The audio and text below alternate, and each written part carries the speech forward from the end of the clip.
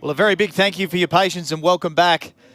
We're moments away from racing in Fuel Tech Pro Mod here at Tuner's Edge, Grudge Kings Sydney 2022.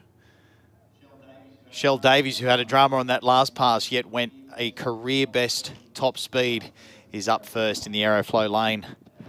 And it looks like she's racing Paul Canole. Some very big, bad blown cars to kick us off in this afternoon session, round 2 of Pro Mod. Welcome back to the Mike Shagger. Mate, hey, well earned break actually for all the officials and track staff and that. And hey, good opportunity to get out and have a look around the pits and up there at the car show and whatnot. So grab yourself some merchandise. But here we are, Grudge Kings 2022. We are here, round 2 of Pro Mod. About to hit us, yeah, as you said, Canole and Davies. So I just want to give a really special shout out to one of the Davies crew who's been on the job for weeks on end. Brody Davies, he's been cleaning up left, right and centre for weeks now. Absolutely putting in the hours in the shed, putting in the hours at home, getting the job done. Really, really breaking his back to put on a performance that we can all be proud of here.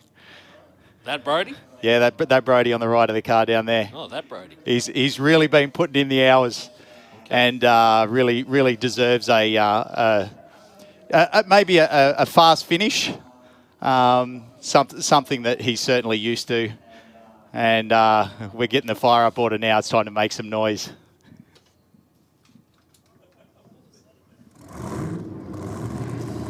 All right, Supercharged action in front of us.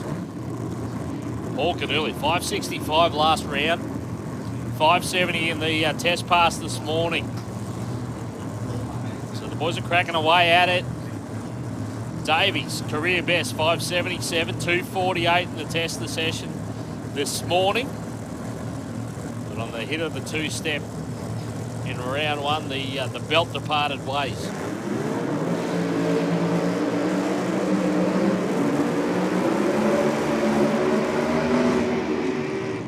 Wow, Davies, all the revs. Where did that come from? Wow. That thing was singing. Nothing wrong with a 9,000 RPM burnout. Apparently not. I think there'll be a little bit of a chat in the debrief after this one. The data. The look from Paul to Gareth said about 1,000 words. All right, so just about finished the burnout procedure. Both races are lining up to send it down to Sydney Dragway here.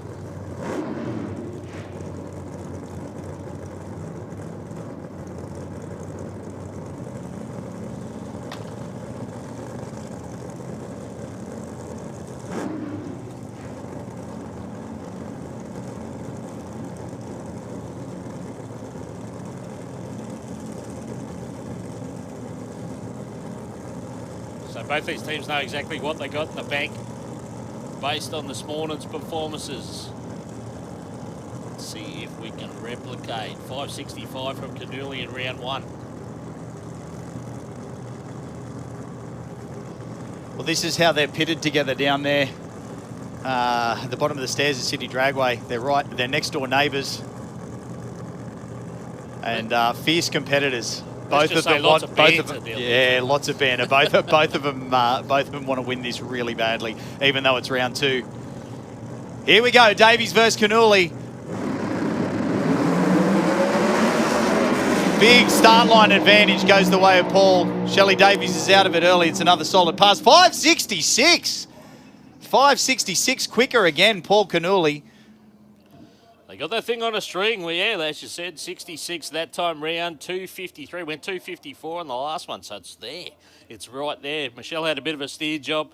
Still managed to pedal it out. You can see out the 330 where the track official is there. Just having a quick look at the track. You can see where it rattled the tyres. Rattled really hard. It left the start line well. It was a 964 to the 60-foot timers, so it was on a mission, and then just knocked them off.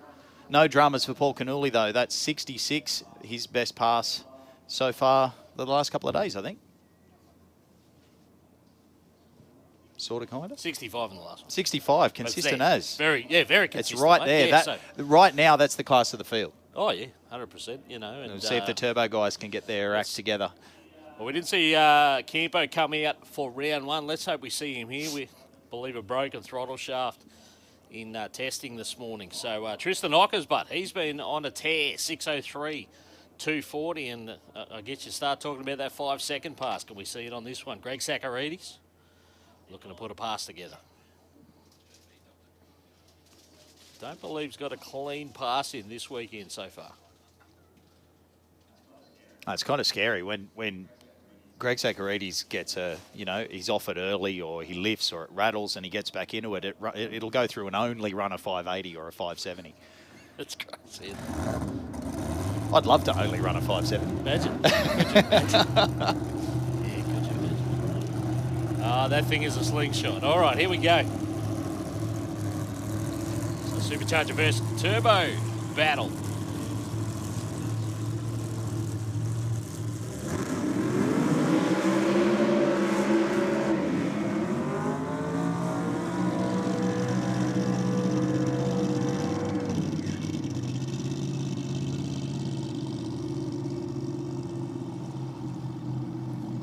All the way down to the 300-foot mark. Greg Sakaridis, very deliberate, very straight, very long burnout.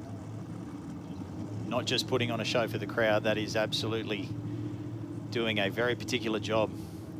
Takes every last little bit of effort, tuning, know-how, and driving to get that car to stick in the early part of the racetrack.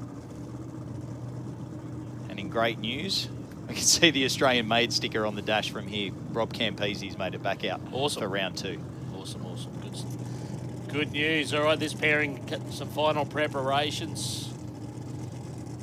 Lined up in the groove. Look at those big black marks these guys are lined.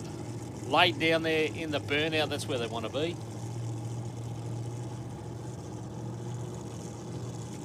So once again, Sakaridis looking for a clean pass. Tristan looking for that 5. Well, he's been a 6:03 at 240 mile per hour earlier in the day. It is a hair away from running a 5-second pass in the Nova.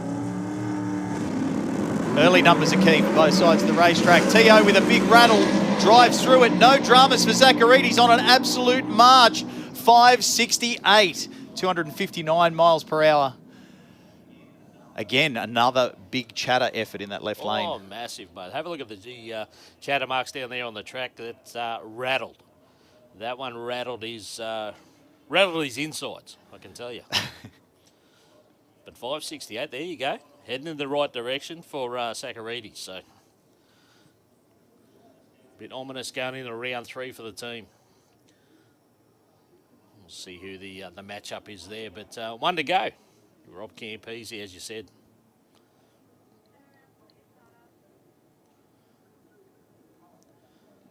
Now, with Canole running a 66 and Greg Sakaridis running a 68, they're the 2 quickest passers in competition. But Campese came out in round 1, went a 64, so it's tight at the top.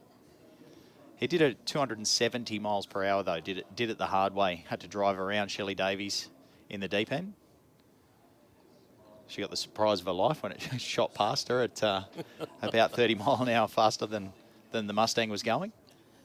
And it is so swoopy, that thing. You just would have been, what was that? Made in Australia. So built here, Campo's car. About half an hour away from the racetrack. Very proudly wearing the Australian-made sticker on the dash.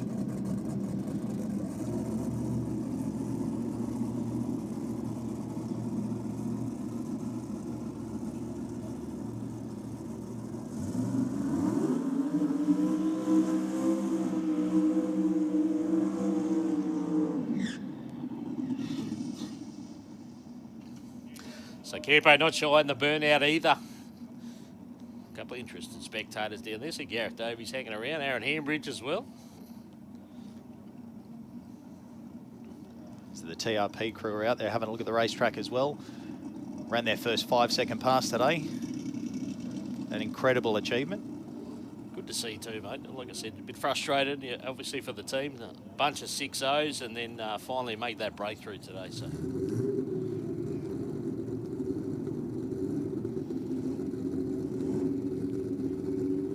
They'll be up next in the left lane. It's a 2J versus RB battle. Nice. Joe Senorelli in the Gas Racing Celica coming out for another crack at things.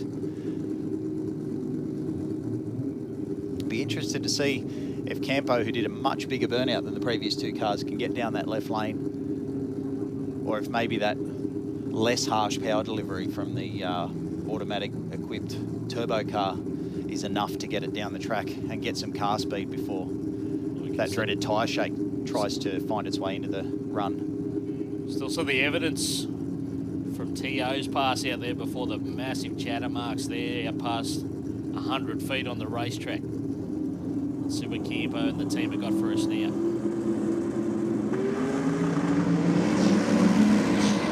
Oh, you can hear it fighting the tyres. He's on a run here, Campo. 5:58, 272.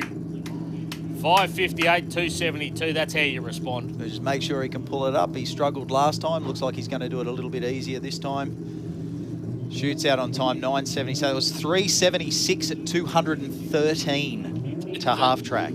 Oh, that thing was going 340 kilometres an hour in 3.7 seconds. Crazy. So if you've got a crazy, crazy fast street car, standard, it'll run a sub 4 second 0 to 100. That was 0 to 340.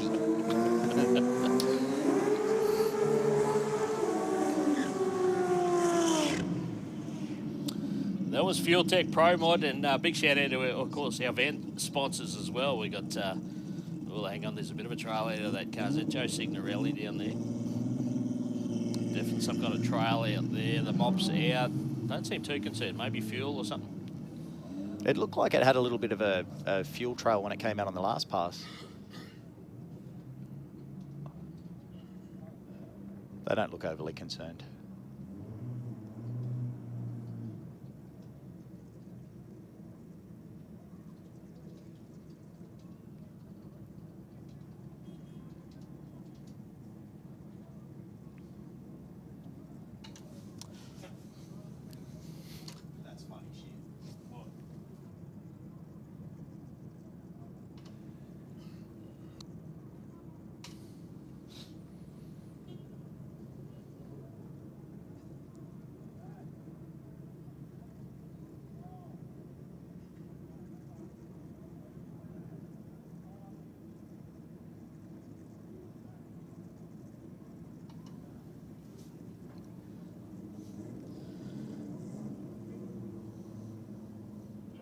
So Turbo Smart and Gas Racing combined, bringing us this combination of Pro Street and Pro Elite here this weekend. It's brought some wonderful combinations together, as you said. 2J versus RB here at Golick. Fresh off a 5-second pass. Joe Signorelli needs to bank one here.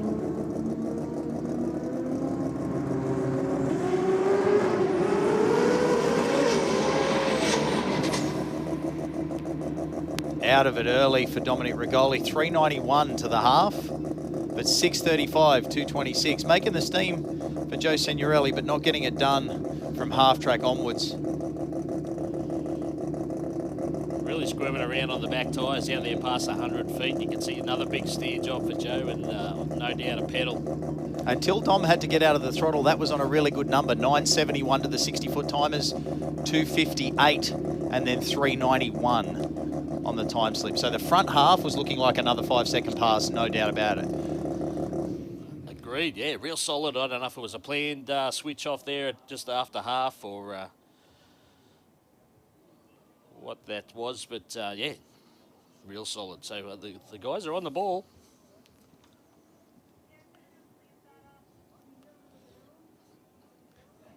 Another weird and wonderful matchup coming up in the next pass. Paul Tottorello, that turbocharged Tirana, up against Rodney Rahayan in the billet by Pack 13B Turbo Mazda RX-8. But I love these combinations, mate. Look, we've got a bit of everything taken on each other here, and that's what it's all about. Grudge Kings a wonderful event for that, so that's why we love being here.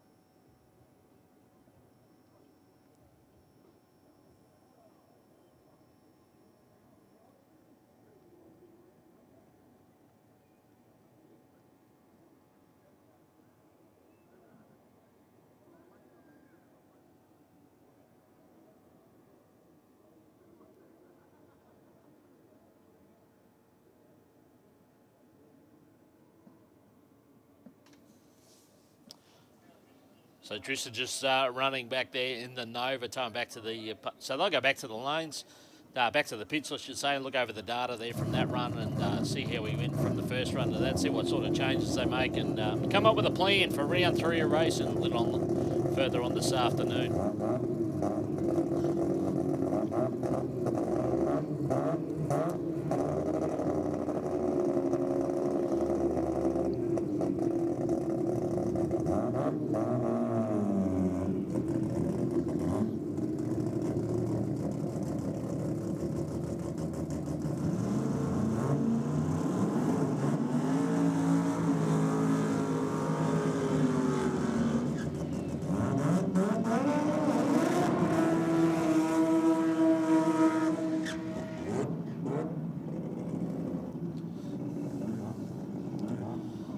All right, both cars performed the burnout there. Nice solid burnout from both of them. Tortorello's right back in the groove, isn't he? 3 years out of the seat. He said last time he raced this car was 2019.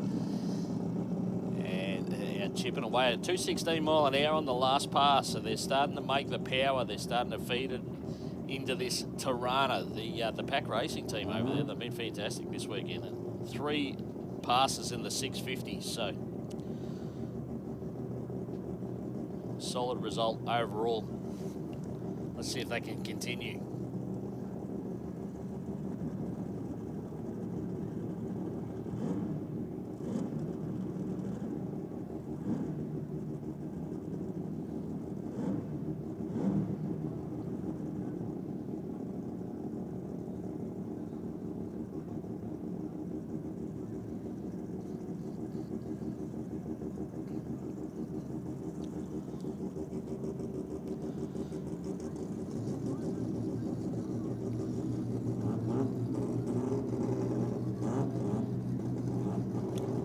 We're just about ready to go. We're going to bring them into pre-stage. Just let these cars go in. A starter will send them on their way.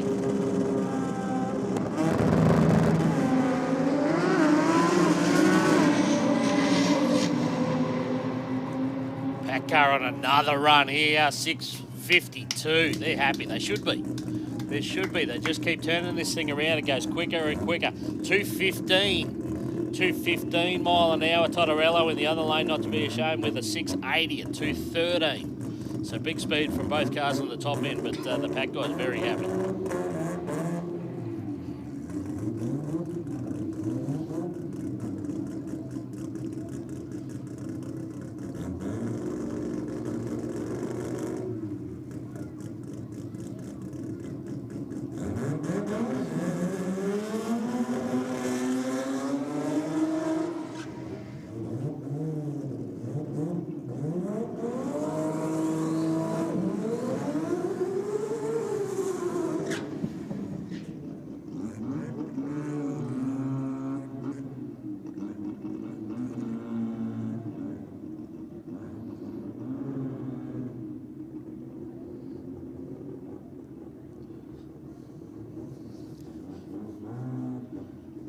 So from the ProMaz team, we got Sion Inu in the RX-8.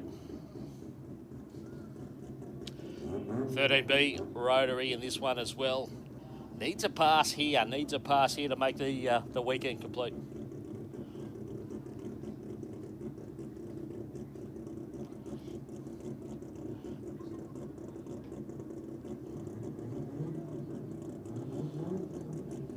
Anthony Matuk in the Don beside him, RB. Power, 598. Qualifying this morning.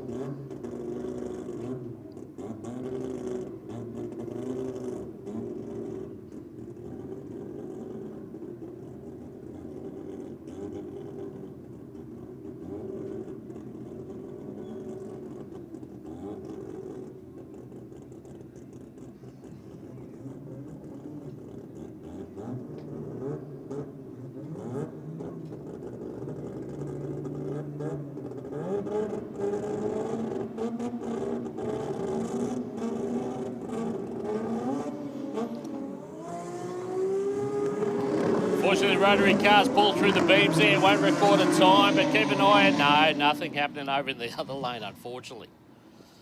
Out of the throttle early there for Anthony Matuk, 109 to the 60, but it was pretty much all over from before there. So still get the win on the board. You know, rolled through the beams, won't record a time.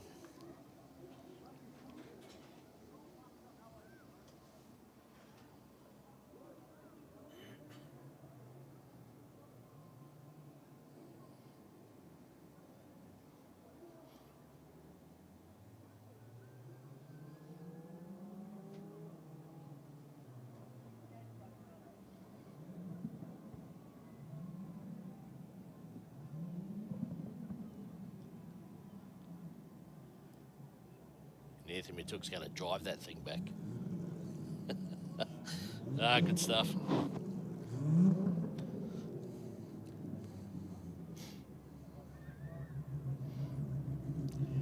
No doubt a little bit of frustration. One more opportunity this afternoon.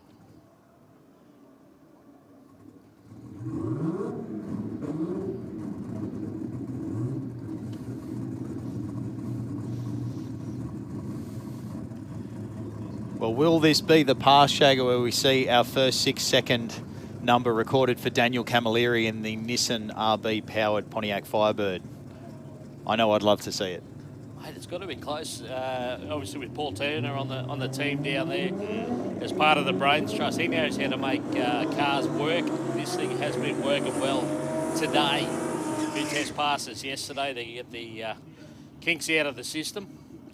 A couple of 7.0s so far. Steve Athens, 685, 216. Went in the 70s yesterday, 217. So it's been a good weekend for that team.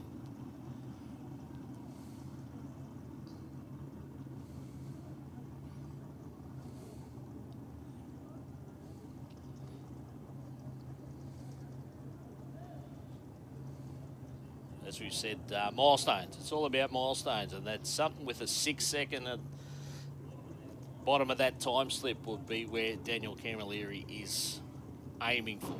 This is a pretty good matchup on paper, 685 so far. The best performance that we've seen from Steve Athens in competition, at least. And Daniel Camilleri's right on his tail, 7-0. So reaction time will matter on this. This is racing, and wins do matter. Like how we got the RB listed as cubes there too, 183. It really brings it into perspective when you get against 520 cubes, a big block Chev. So. It does, and that's a 183 is basically the stock 3-litre displacement or thereabouts. It matters for the category that this car is very used to running in, which is a Group 2 category. It runs double D gas automatic, where it has to weigh a certain amount based on the capacity of the motor. So a very specific sort of nuanced category for the drag racing nerds out there. Today, it's just pretending to be a pro mod and having a fat time.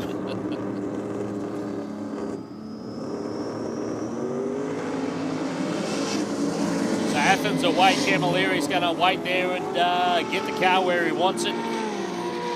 Athens goes 682, 217, and Camilleri 711. So it's doing it repetitively. It's getting down the track each time, 190 mile an hour. But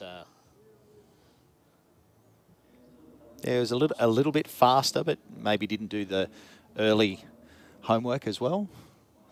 105 to the short clocks. No dramas for Steve Athens. How many laps do you reckon that guy's had down the quarter mile? That car, yeah, it's unbelievable. It's ridiculous. Actually, I mean, you look at that car, Steve's. I mean, 1, 2, 3 is not rotating the earth by any means, but doesn't it come home strong? 217 mile an hour. And as you said, we've still got steel roof and quarters and glass and power windows. And that's staggering. Well, the staging lanes are starting to fill up now. There's some very serious 2J powered hardware out there at the moment. We can see a insanely fast black gas Supra. You can see the Black Track 2J powered RX-7. There is a, well, could that be the twin turbo LS powered S15 Sylvia? We'll have to wait and see. Could be something else entirely. And that Birong VL out to see if they've got their problem sorted. But when it comes to crazy Supras, mate, we have to give a shout out to the boss. He's about to race in the rocket lane now. Poe Tong the man, the brains, the brawn behind Tuna's Edge. So think about everything that goes on during the weekend as a promoter, and then you've got to get in a race car as well and sort of get your mind into that focus. So not an easy thing to do, but he's having to do. It's funny. I don't think the guy bears a grudge for anything ever, but that's the name of the event. And mate, it's a long time between drinks sometimes. But Poe will not race for a year, but when he comes back, it takes about a quarter of a lap to get the feel for it again. No nitrous bottle open on the gas super in the left lane.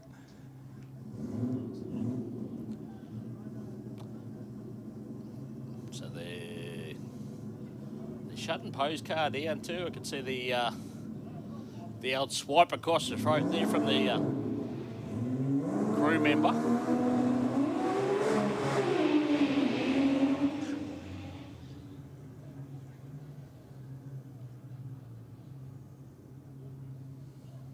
No, we're good. I don't know. Whatever it was, we've got it sorted, which is good to see. So Supra on Supra here.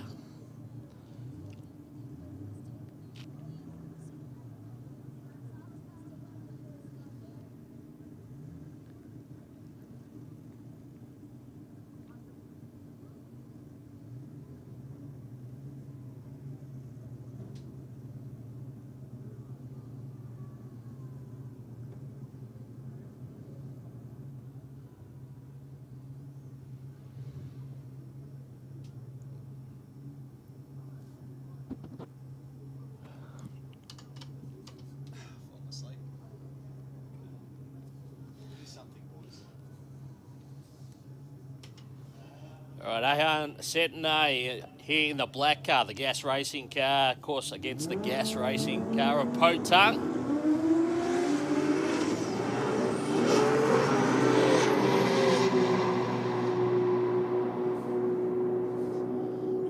You pedal, you lose. 717. Rahayan takes the win, 206 miles per hour. Poe got the leave on him, but by about 330 foot, he'd had a big pedal and it was all over. My money was on the gas Supra the whole way, though. Well done. Nice work. 206 mile an hour, making some steam on the top end. Yeah, 717, 718. Justin Gregory now, more 2J power on board. 728 at 200, his best from earlier in the day. That is a car that's run into the 6-second category before.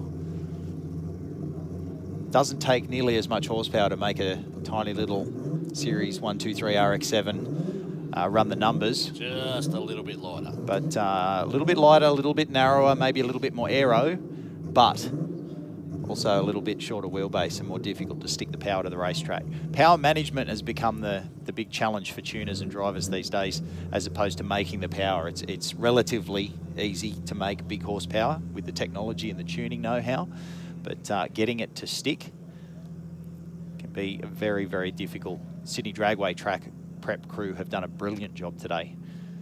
Let's see if Justin Gregory can make the most of it.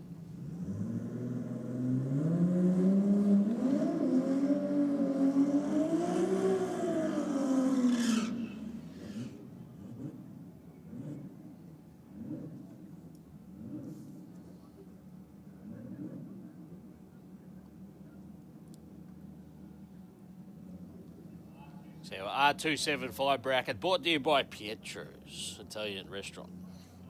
So big shout out to all those fantastic sponsors. Can't do it without you guys. And I say to you guys in the pits and up there in the stands, if you can support those that support us, please do so. Use their products, use their services.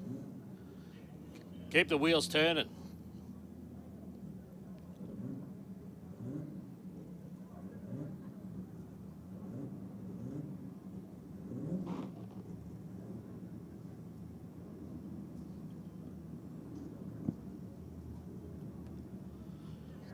So all on his lonesome here, just has to focus on his own mindset.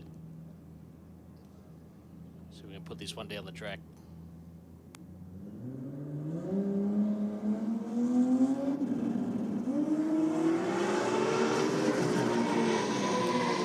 Oh, definitely the best pass for the car this weekend. Oh, 690. 690, 203. Nothing wrong with that at all. The guys put their hands together, and so they should do. 690, 203. Went 200 before on an earlier pass, but that one was a lot cleaner.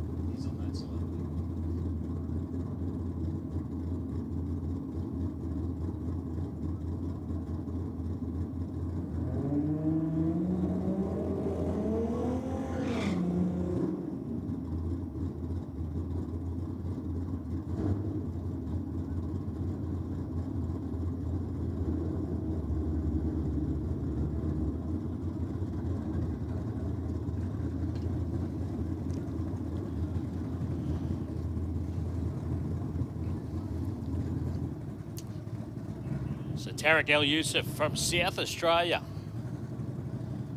in the VL now. They're looking at the track there. This had a little bit of fuel overflow yesterday, so I think that's just another incident there.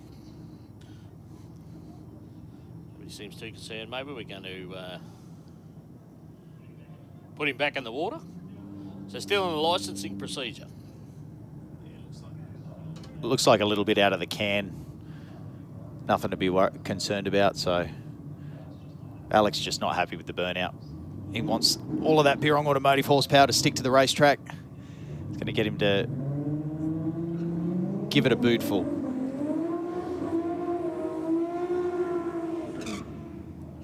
Like that. That's better. As per instructions. No, that's got fluid coming out of it.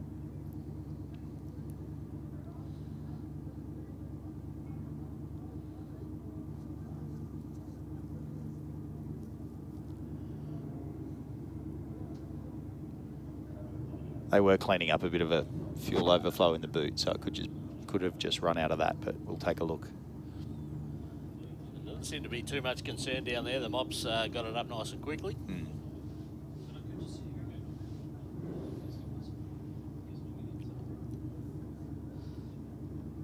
was going to say, he definitely needs to get the nose around on this car. There we go. It's more like where we need him. From Mawson Lakes in South Australia, Wheel and Tyre Kingdom sponsored car.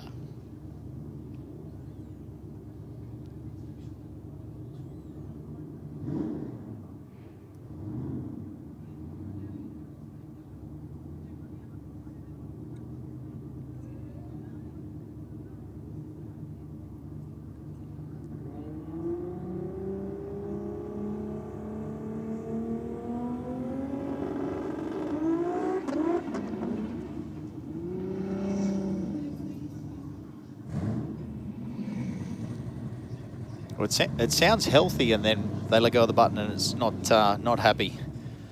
Frustrating for the team, but hey, this is what it's all about.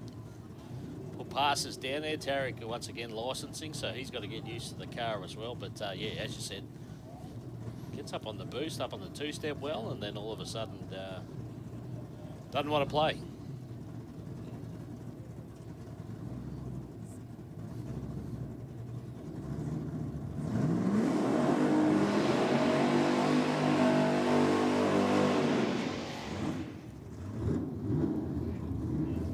That's a good noise. Rowan Hudson, big bad 55 Chev Bel Air, big block on board. Quickest car in the class so far, 993 at 137, his best. Tarabay and Sons bringing us this one.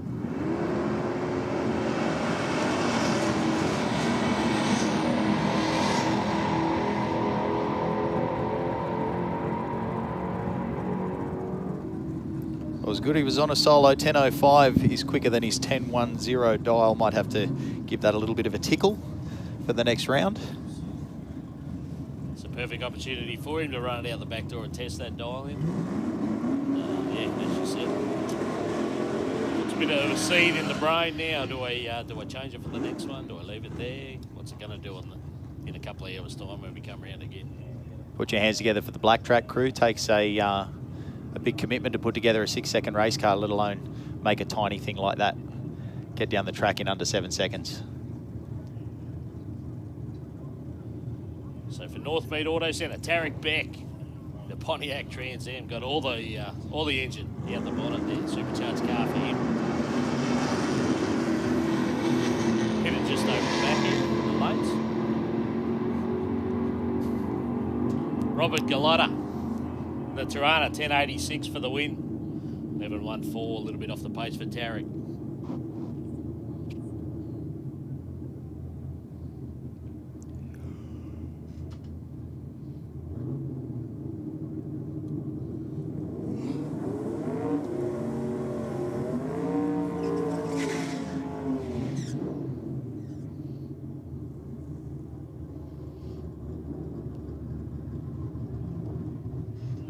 Peter Vilaris, the BK Race Engines XT Falcon in a world full of autos. It's good to see a manual car every now and then. So the manually shift Falcon. 10.21 the dial-in. We saw it go 26 in qualifying. Sean Smith beside him, 10.40 the dial-in. Leaves the line pretty hard too, the car for Peter. Smith struggled on the last one. Looks like he's got it sorted this time, whatever it was. 10.40 on the boards, goes 10.99. It was enough because Volaris was actually further off his dial-in. 11.14, so didn't put the pass together there he wanted.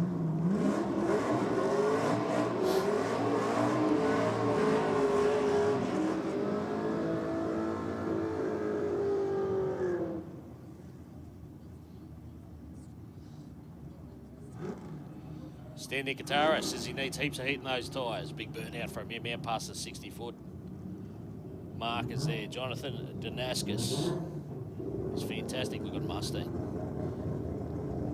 Once again, if you hadn't had a look at this thing up close, make sure you do. 370 cubes of Windsor. 1070 the dial-in.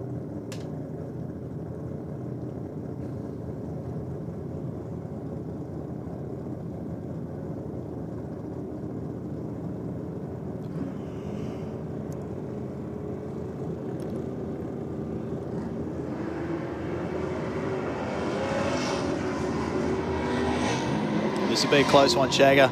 Even reaction times. The chase is on for the Mustang. He's only got a 10th to do it, but can't break out. 1070 dial. 1070 with a 3. That's how you do it.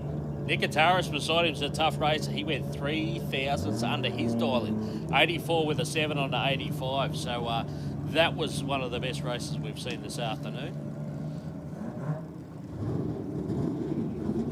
Damascus was the one with the W next to the name for round 2.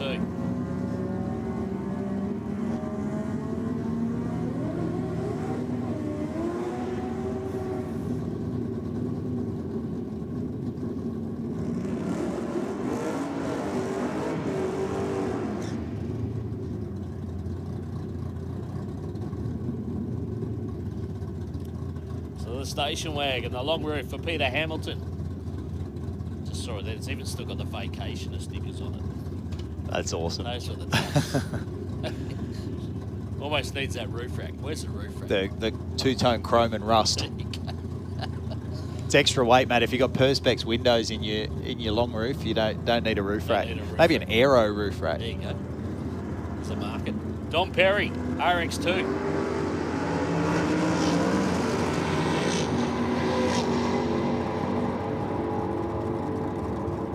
Well, there's nothing in it. Dom Perry, 819, takes the win. The best pass of the day for him, 874 over there for the wagon. So solid passes both lanes. But the pack team pretty happy with that. 819.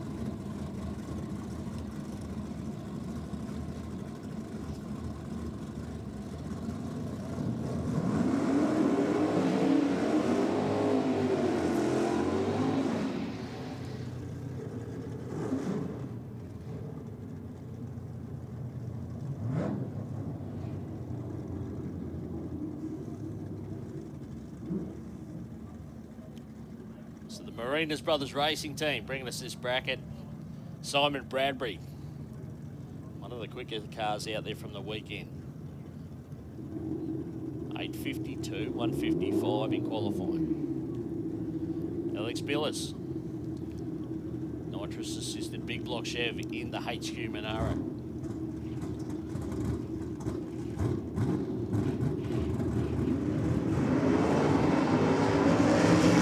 Both these cars in the 850s in qualifying. There's going to be nothing in this race either, but the start line advantage will go to Bradbury. He's off the pace. Billis got there, 8:59. 1:58.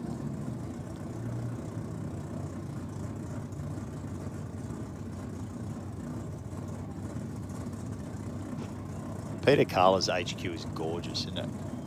Have a go at it. Really just is. Gleaming in the afternoon sun here at Sydney Dragway. Once that bonnet comes off, you should see all the aluminium and the fabrication going on under there. Yeah, right. That is a stunning car. And in case you missed the really subtle stickers brought to us by Muscle Car Warehouse. Bit of a mismatch up against Daniel Miller in the Ford AGE powered 1200 Ute. Wow, that is a pretty serious car. Goodness me. Twin carb, tunnel rammed, all fabricated. Very nice car, this thing. Has run a couple of 8.0s so far today at 170 miles per hour.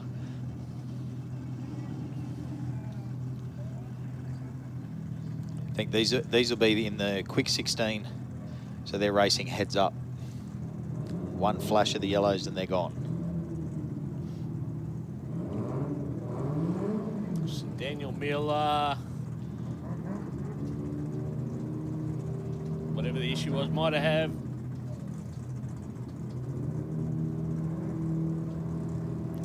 Thought he might have had it sorted. Doesn't look like he has. So Peter Carla and the team out there in the HQ doing the right thing. Sat for a little bit, but here we go. Got to have the nitrous armed for it to work. Looked like a switch flick and it was fixed. It's done. It's fixed. Did the right thing too. Did a small burnout. Going to get him up into a stage. Yes, and did the sportsmanship-like thing. Here we go.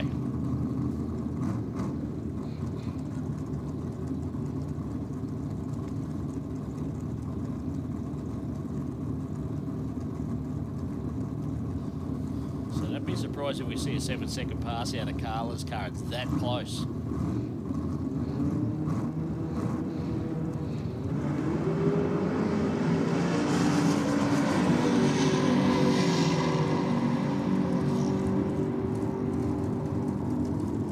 I think they both left before the tree was activated there, so we're not going to get numbers for either of them. I think you're right. Yeah.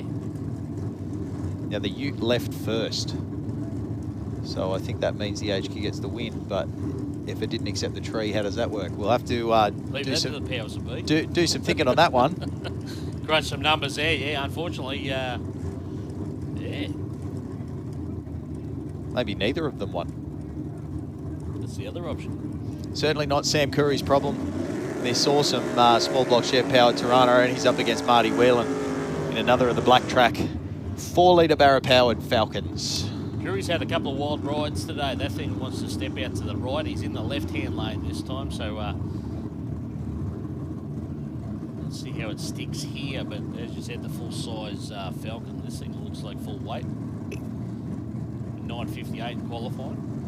Not bad, 154.85 miles per hour from the black track car. Every bit of 4,000 pounds. It'd be at least 1,800 kilos kitted out. Whoa, big wheel stand off to the left for Sam Curry. He's got to stay into it. That black track car is coming, but the Tirana will stay out in front. He's 8.97, best pass of the day, 156 miles per hour. 8.95 from the black track car. Straps 6/10 onto his best pass. Car not going faster through the traps, just much, much quicker, so working better in the early part of the racetrack. Put a pass together there, yeah. Yeah. Good stuff. But actually, yeah, Curry went the other way this time, but that thing just wants the wheel stand. So if you're going to lose, you should do it by going quicker than you've ever gone, right? Benefits. All right. Little Gemini back for John Cabrera for John's racing engine. 355, so it's got the Holden engine in it.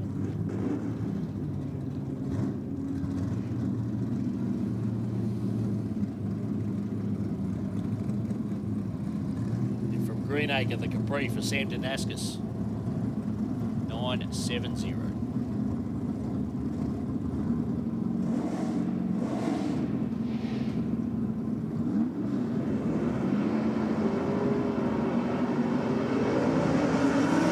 Geez, it's a solid light from Sam Damascus. Racecraft trying to stay out in front. Big difference in the dial. Gemini's coming around him, gets there, 934 at 141. Sam knew he had to strap a light on. Turned into a close race at the end there. Of course, Damascus, as you said, 0-1 on the tree. Cabrera just off that dial in, so that's what he had to do to get the job done, and he managed to make it happen right there.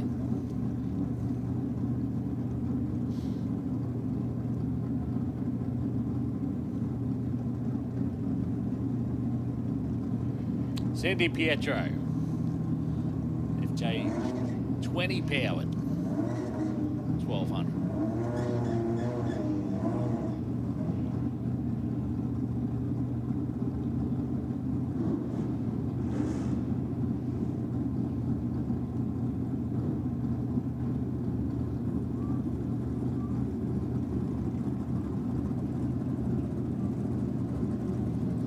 So starter cornering to the line. If he wants to run this one, he needs to get there.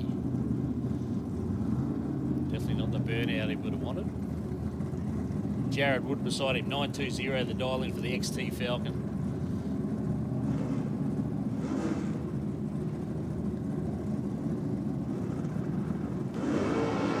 Jared Wood left half a day early on the previous one, went the other way this time, sat there and waited his turn. But Pietro's got his own issues here. 922 and a 920 would have been tough to beat.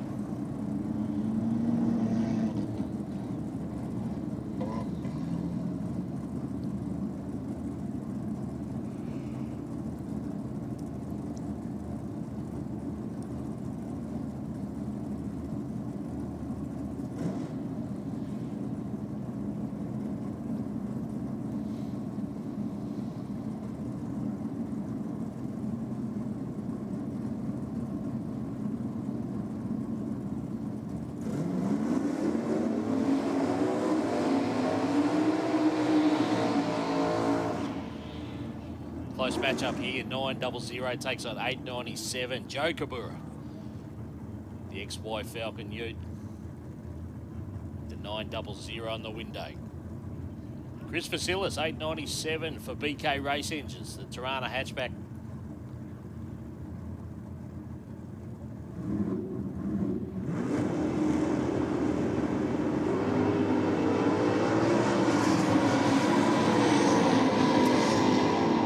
Real start line advantage there for either racer.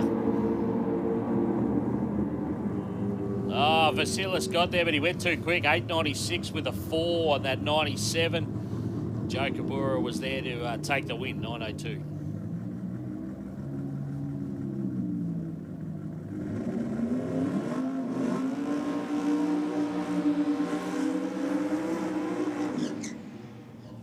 A little bit of a mismatch. If you look at their previous passes, our #1 qualifier, Bob Golick, in this gorgeous ProFlow Tirana, aka Rampage, he's been a 767 at 176. Robert Pelea's gone to our #10 spot with an 887 at 155, but I don't believe that's a representative pass of this car. I think it can go a bit quicker. Either way, they're racing heads up. So what sort of a light is Robert going to have to pull out of the bag to get this one done? It's almost inconceivable. Stranger things have happened. As they say in insurance advertising, past performance is no indication of future performance. It is an impressive little car, this thing, for Bob Golick. Couple of turbochargers hanging off the side of the little small block. It's all jammed in there.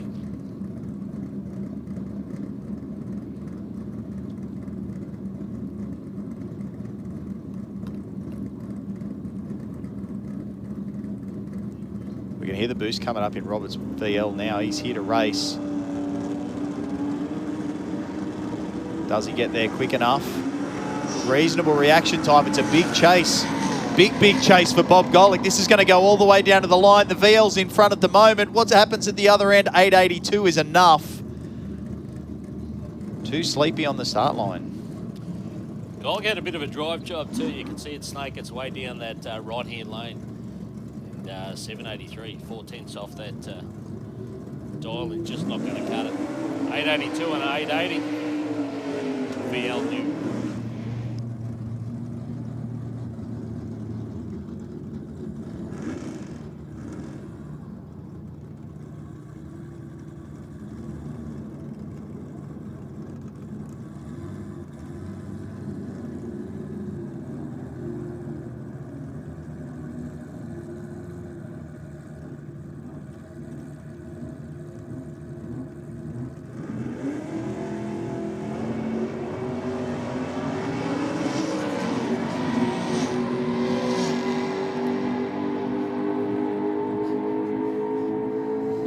Margus out there, the VK Commodore goes 900 and an 895, so he's got the car dialed in as well. So we've got some tough races out here this afternoon.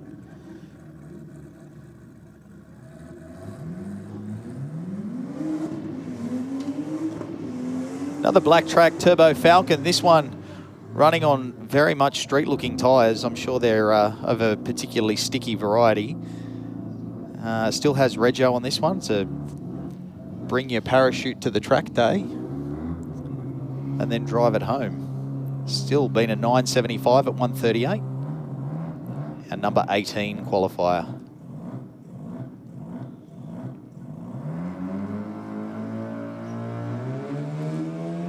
We got Backflip Billy, Troy Dumbrell in the 13B RX3 Coupe out of the Pack Performance stable. Probably wheel stand of the day so far for this little coupe. Easily.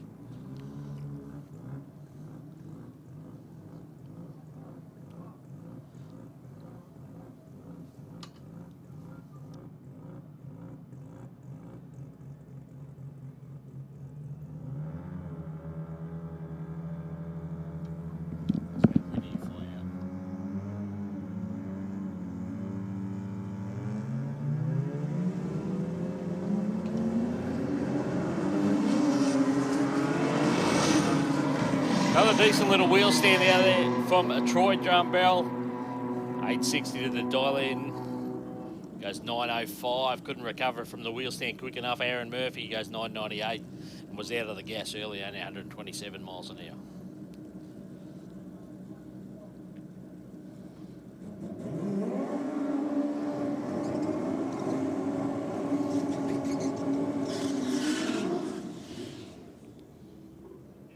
So Power Plus Fuels brings us Extreme Bike this weekend, been pretty impressive. Leonard has a party with 216 miles an hour in round one.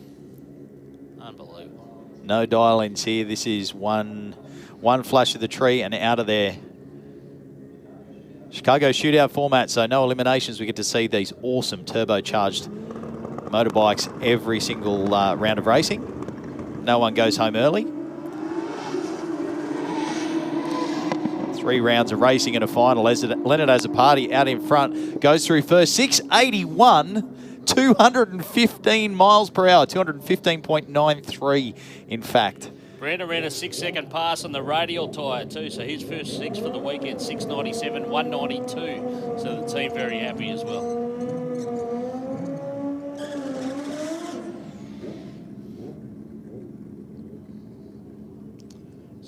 As a party, left-hand lane. That's our Aeroflow lane. Borgie's just watch the boss run a 681. What's he got in the tank?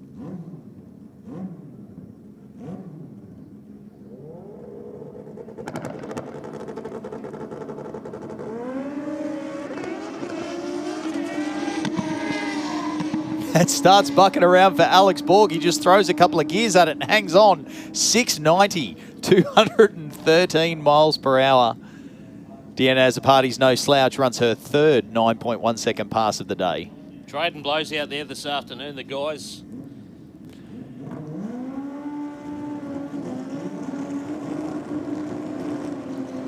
Another parent to come. Our number 1 qualifier was Darren Foley, so he went 687 at 2:14. He's just watched Leonard go 681. Can he return fire? 687 was our number 1 qualifier for this group. So Leonard's the class of the extreme bike field so far. Certainly making buttloads of horsepower. Whoa, it's a good lead for Darren Foley, and then a little bit of a wiggle. Storming home, 696, only 197 miles per hour. Only 197 miles per hour. 97. Pick it up, son. Yeah, that's crazy. Crazy numbers from those guys, and still the other lane there. Spun the tyre pretty hard at the start, had to have a second grab of the throttle. Still went 770. It's outlaw time, that big block in the Ford XT Falcon up against a not quite as big block of Anthony Takalis. Mixed Motorsport prepared machine, number plate Pro Wog. Nothing hanging out the bonnet and a mixed sticker. Well, let's do the math on this on the sponsorship. Mixed Motorsport, Hume Performance Plasma Man, and Brick and Go Bricklaying. Well, I have to imagine that the bricklaying pays for the rest of it, and it's probably turbocharged. I had a look under the bonnet of this thing, mate, just before, and I can tell you there's lots of bricks gone into this one. Yeah. Lots of bricks. Course there has. Bricklaying jokes. Daryl Dando, 618 cubes. That's a big old engine. That's pretty simple, isn't it? Oh, I got a big car. Put a big motor in it. It's simple maths. That's the theory. Big car, big motor. Anthony Takalis has gone little car, big motor. Same, but different. Same.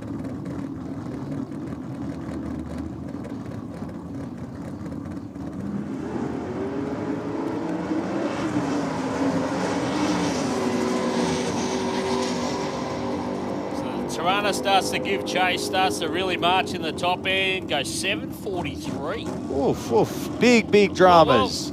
Big dramas into the right wall, into the left wall. Sydney Dragway track crew already rolling. Thankfully, both chutes out, pulls up right in front of the safety crew. Solid driving by Daryl Dando to pull that Falcon up early. That's what we have the safety gear for, folks. Roll cages, parachutes, fire systems, and the amazing Sydney Dragway track crew. Yeah, it's a Carlos, unfortunately, across into the right-hand wall and then speared across into the left. You'll often lose steering when you tangle with a concrete wall. The concrete wall very rarely loses, but we can see the crew down there. We're hearing that he's out of the car, which is fantastic news. Fair to say we're going to have a little bit of a clean-up, folks, so thank you for your patience in advance. Do bear with us. The very hard-working Sydney Dragway track crew are already on the job, keeping everybody safe and giving us a fast racetrack. We'll be back to racing very soon.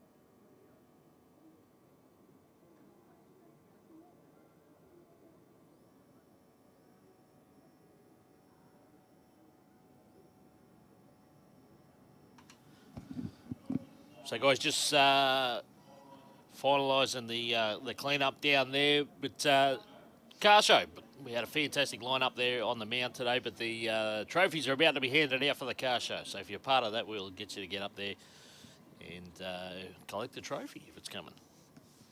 So it looks like they're just about ready to go. So, but the trophy presentation for the car show not too far away.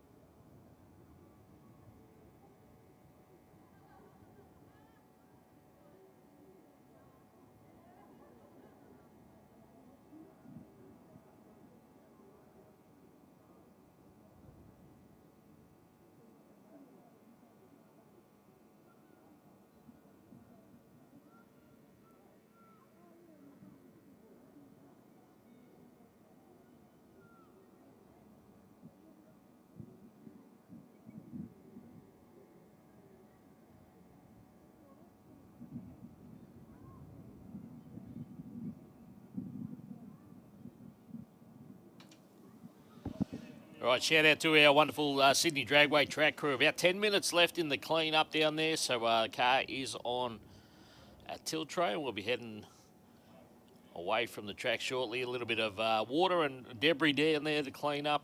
Just repeating, the driver left the car of his own accord and was walking and checked out by paramedics. So all the procedure followed there, so no problems there. So it was a big hit. But thankfully all the correct safety gear and the cars are well built, and you know, that's why it's a testament to builders and our sport that you can remain safe from this sort of incident. So once again, about 10 minutes away, guys. Thanks for your patience, and we'll be back on track shortly.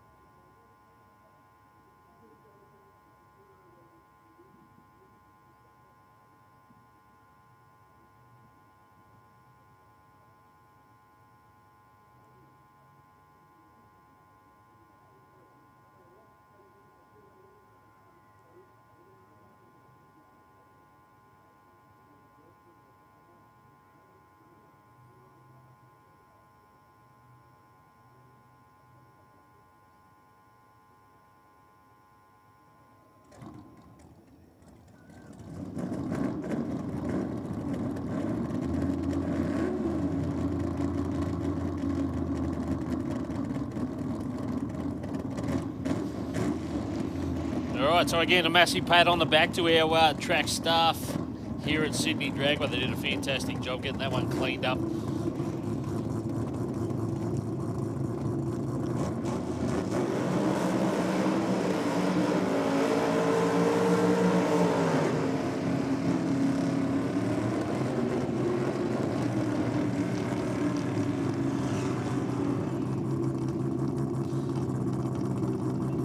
All right, the match up here, we see Josh Boshkovitz, the ex-A Falcon Coupe. Bosco's mobile mechanic at Waldling Custom Race T Designs at Bosco Racing, helping push this car down the track. Small block Fontana engine with a manually shifted Lanco. Watch for Josh to do a couple of dry hops after he rolls back from the burnout. Josh Calgaro in the other lane, enhanced the HSV Grange twin turbo LS motor, gone a best of 760 today, 187 mile an hour.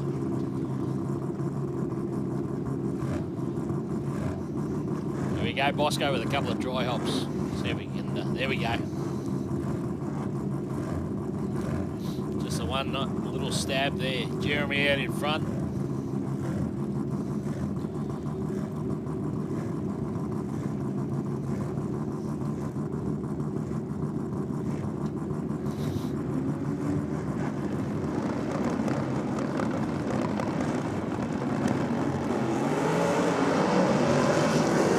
Together, nice little wheels up launch for Boskovic, Calgaro, and another strong pass here.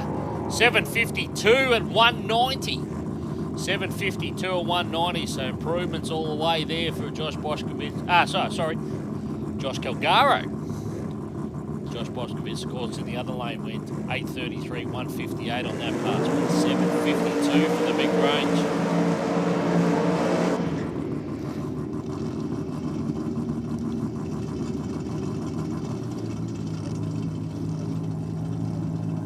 Couple of big old American cars. How about a Ford Torino? 632 cubes in that one for Stephen Willies. And David Whitmore, the Supercharged. Small block in the Chevy Nova. Rance Performance helping out Whitmore and the team. T-Rex Racing Engines, Pro Street Metalcraft. Helping the Torino get it done.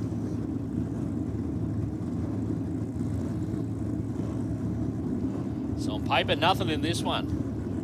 801 versus 803 in qualifying. So pretty much a heads-up race here.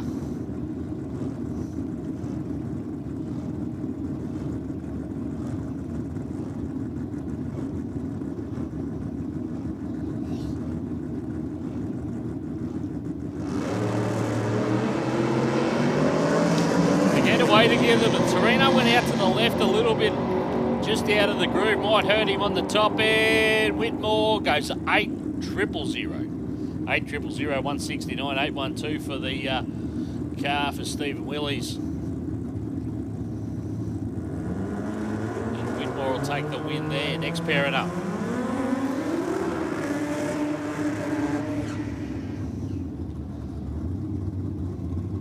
Lee Doherty for Pack Performance. Rotary powered MX-5.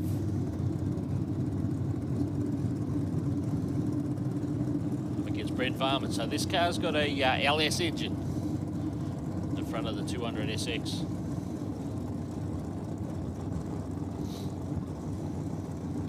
.941 in qualifying. It's got plenty more in it. See if I can put a pass together here. Looks like got a bit of fluid under the tyres on the last one, and got a little bit out of shape. Just past the 60-foot beams, rolled out of it. Just cruised on through. We've seen Doherty go 750s.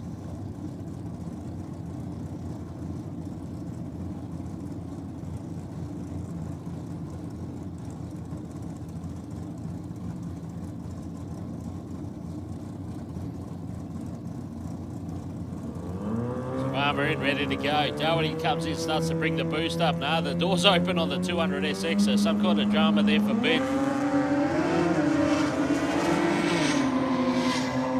Won't leave the start line as you watch Lee Doherty go straight down the middle of the Aeroflow lane, 757. 181 miles an hour. 200 SX, just not the day for those guys.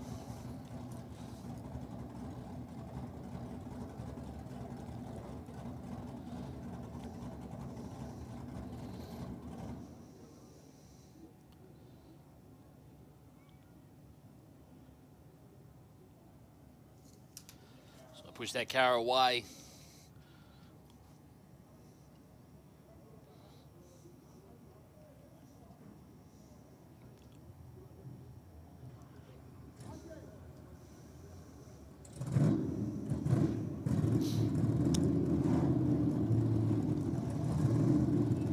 The next pair into the burnout box. The Celica's already there. That's Ernest Hudston. Been impressed how consistent this car is. Toyota Celica 401. 408 cubes. Cleveland. Very nice. A VL Commodore for Todd Campbell. Tom Campbell from Blue Haven. The boy's not happy with the burnout. We're going to have another crack at it. Crew's just going to send him back in the water.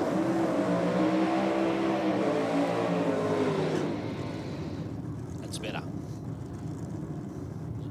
As the shadows come across, start to knock the heat out of the track surface. A little bit more heat in the tyres.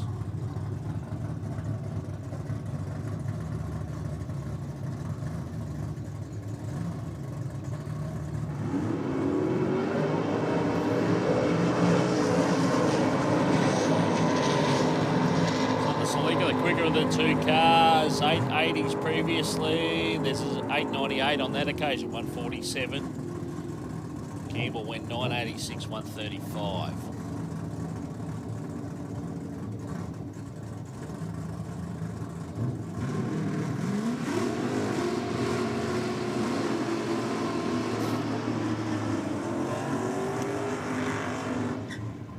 Two cars that impressed over the weekend, of course, Jason Mansueto in Annihilate.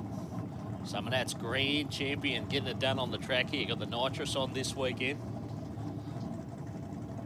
And made that 7-second pass on the last one.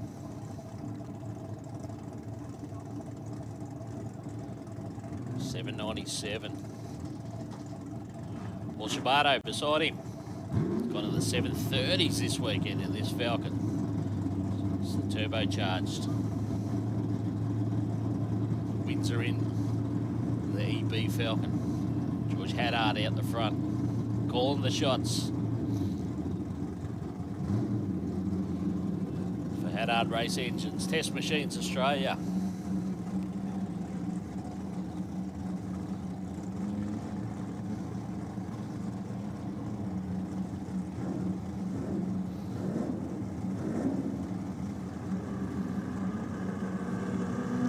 Sabato in, starts to bring the turbocharged car up onto boost. It rolls a bit deep in the stage there. He sat there for a while. Mansueto's away. The turbocharged car coming back at him now. Going to run around him on the top end. 728, so into the 20s. 728, and Mansueto goes 792. 792, 172, so another improvement. 792, 172 from Mansueto. 728 and 197 from Paul Sabato.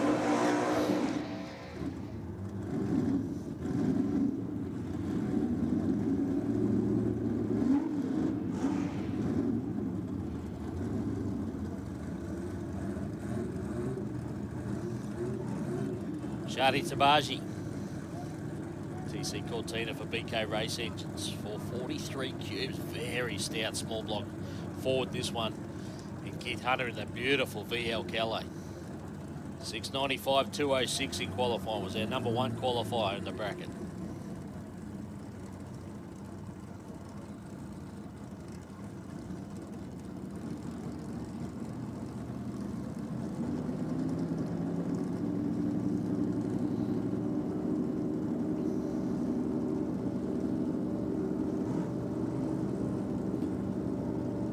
Aspirated in for Tabaji. Nobody wants to go in. They're having a bit of a sit there. Still having a sit.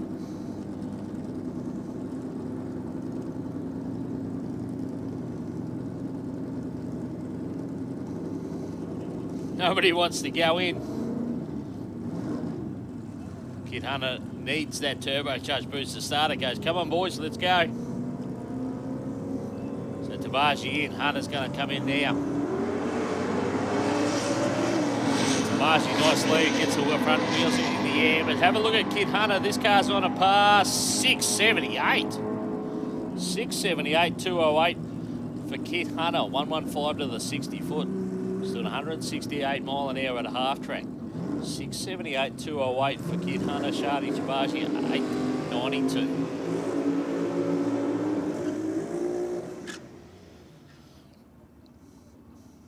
So I don't know, if it's not a PB, it wouldn't be far off for Kid Hunter and the team. They'd be very happy.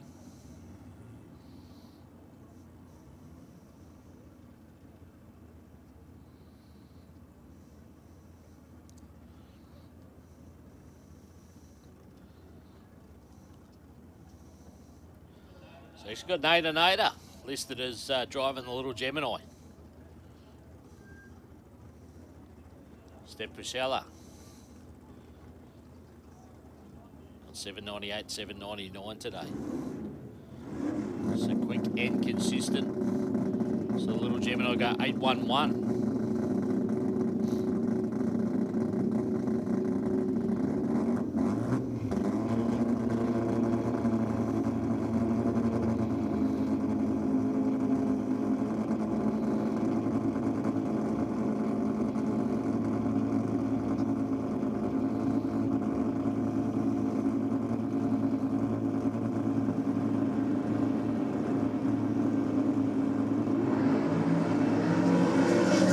Tirana gets away nice. The little Gemini took a little bit to get going, but starting to make up some room now. 796 repeats the times, so very consistent the Tirana for Bashella as well. 796, 169 that time, and 850 for the Gemini.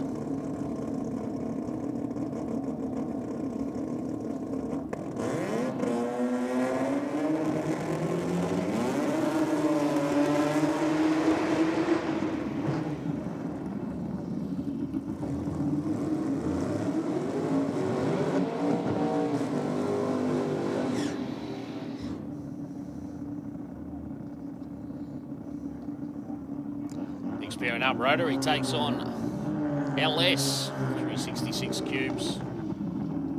Pro Street Industries Tirana. And Anthony DeQuina.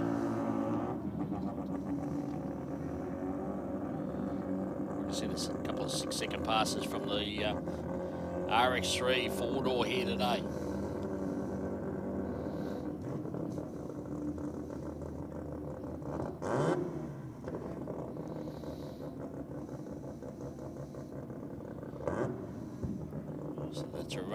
Blackbutt for Josh Page.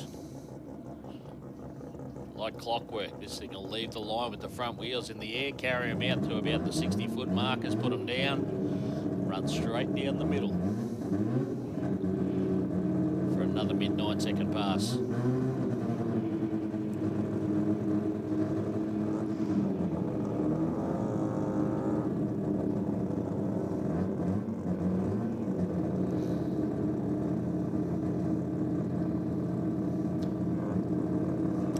Page is in, waiting for the Queener. He's in now, starting to bring the boost up on the turbocharged car.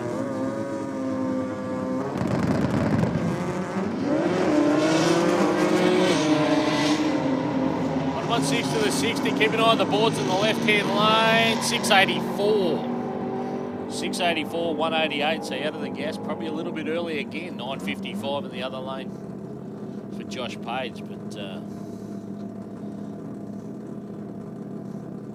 solid set of runs out of RX3 today for Anthony DeQuina.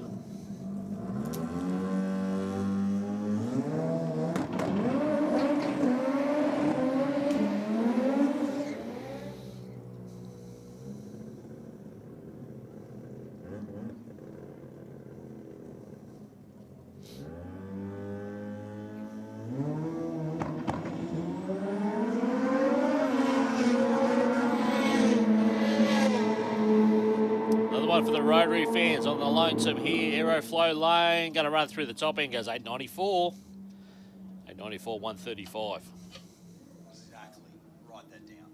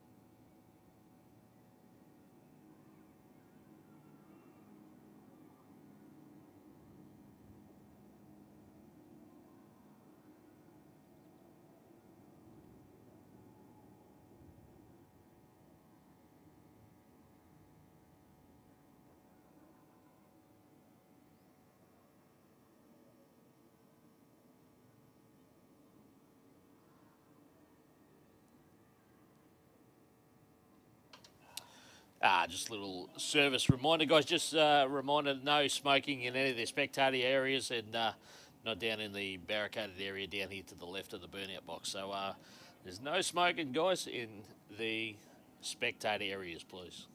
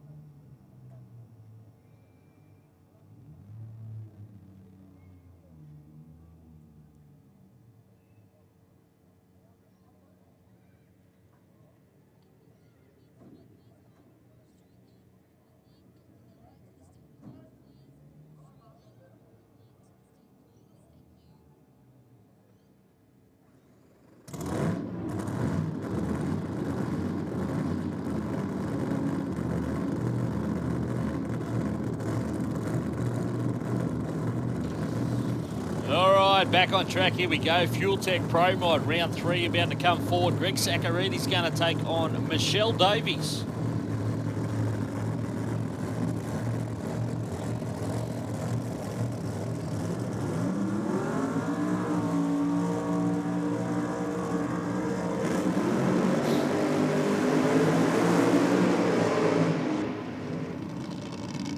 Big strong burnouts either lane here.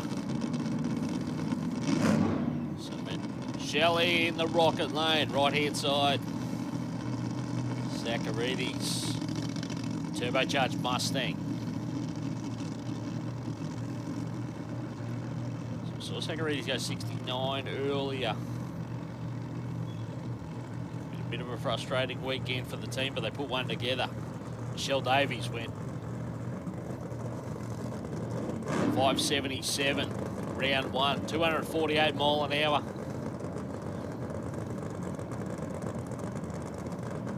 Word is they put the screw on it a little bit for this one to try and make it work harder in the front half of the track. Let's see what the results are.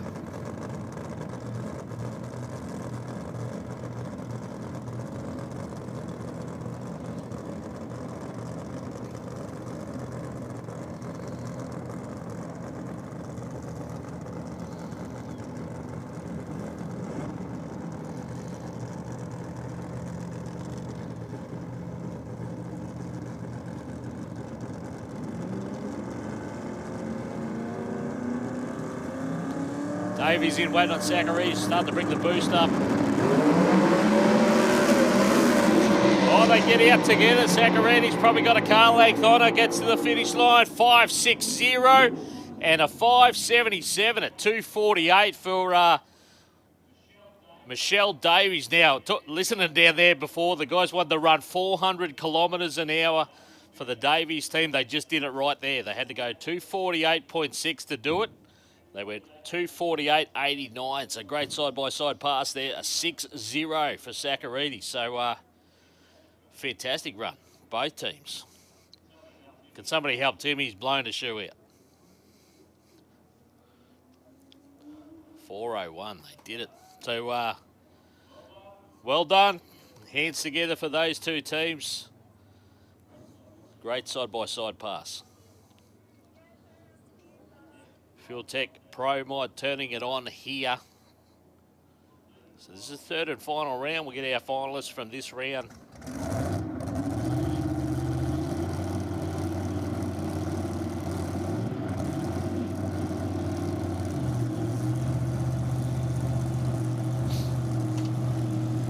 Hi, Shagger. Hello, mate. Nice of you to drop in. Andrew Hawkins. How are you, buddy? Good, mate. Good, good. Sorry I'm late. I had a kid's birthday party. My own daughter's, so I can't really postpone her birthday for events. May have before, but I'm enjoying this blown versus turbo matchups 2 in a row. It's pretty good. This is a good thing about this Pro Mod bracket and this Grudge Kings event. We've got all sorts of combinations here this weekend. So, yeah, 100%, mate. Campo in the right-hand lane. So we've seen him run in the left-hand lane on his previous passes today. We saw it go as quick as 200, as fast as 272 mile an hour on the last one. It's got 564 earlier today. So 270 is mental, huh? Crazy numbers, man. Crazy mental numbers. And had a bit of a shoot blossom problem on that 270 pass earlier today, and did well to get around the corner. Yeah, right. Had a little bit of a skate around the corner, but Tristan Ockers has gone as quick as 6.03, so they're chasing that 5-second pass.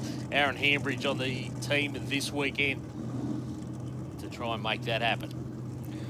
Yeah, these matchups, I just, like, you know me, I'm a high-tech turbo type of guy, but the more, I'm just around a lot of blown stuff all the time now, working at so many events, and it's just, the rivalry and the cool matchups just makes me like all of it. Like, it's just the best. Different approach to the track too, mate, which makes the racing fantastic. So, of course, the big top-end speed from the turbo cars. I don't know, after seeing 400 k's an hour from Michelle Davies, it's, there's a bit of top end there too. So T.O. ready to go in Mick Duggan's at Nova. Left-hand lane. Campo comes in, will bump in shortly at boost.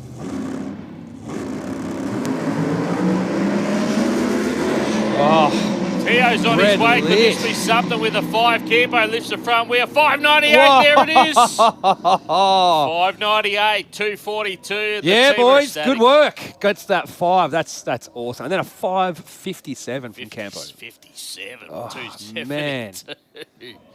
Wow. It almost seemed like he saw the red, he read, and then gave himself a moment to get that run. But how do you even have the reaction time to even realise that happened? Like, you're sitting there in your groove, you just bumped in, you're ready to go, and then you somehow react to that red light there and wait a bit. Is that what happened, do you reckon? Even the presence of mind for T.O. on the start line there, hit the 2-step and realised that Campo's car had back out on the bump and then got off it and then back into it again. So, I mean, the presence of mind, these guys are well tuned as well as the cars. And look at the scenes down there. Mick Duggan, well done, champion. That was awesome. I enjoyed that. There might be a bit of I can go home now. Honestly, I walked in, I watched that. I'm done. Like, that was awesome. There you go.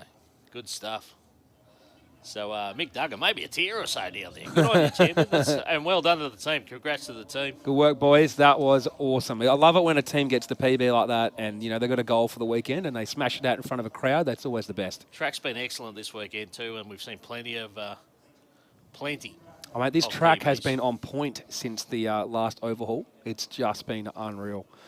In fact, I remember having an event here that was one of the first events since the overhaul, and I just remember when they did a whole bunch of renovations here during COVID, and then the track got scraped and redone, and then it got scraped a second time to get it perfect, and man, it's just been on point ever since. Like, it's, I went from being like, a high-end track to just being the track in the country. So it was painful to sit at home, mate, and watch all the data from last weekend's race. So it's good to be here this weekend. But I mean, all your reports, a big thing these days is drive shaft speed, and if there's a bump in the track, you can see that in drive shaft speed. That's the guys looking at the data from this track is like, where is it? There's nothing there. It's on point. Yeah, it seems like there's just a new record or a new PB or a new something all the time here. Which is what I like. There's nothing better than running an event and watching your, not just competitors, but sometimes your mates as well. Just PB. So yeah, it's always good to see. It's like family here, There's heaps of people that every time. I wasn't not even working today. I got my boys are here running the motive stand. I got a couple other boys here filming. Technically, I'm not at work, but what do? I come up here, start talking trash, hanging out with everyone, trying to see what's going on. So it's even when you're not working, it's still the social side of drag racing is always awesome. So 100%, mate. 100%. Look at them on the start line down here. They still haven't filtered away behind the burnout box here. Everyone's sort of joining in the celebration. And I wonder if they can hear us down there right now. I wonder if Chebo can hear us down there right now. He looks pretty slick, pretty slick down there, Chebo, but he doesn't seem to have heard us, so can't tease him too much yet. There you go. No. So, what do we got out the back? I think Pack Performance car was coming through before. Was Rodney coming through? I saw it was parked out there before, but yeah, we're just waiting for a couple more cars to come around. We got Paul Canole on the screen as our next car out on track. He's going to be in the rocket lane, and once again, that car's been fantastic today as well. A couple of 560 passes. Here we go. 65 and a 66, so... So, guys, put your hands together. Greg Zaccharidis coming back in the car there now. Fantastic pass from him. And, of course, Michelle Davies cracked that 400 kilometres an hour. Put your hands together for Shelley in the team as well.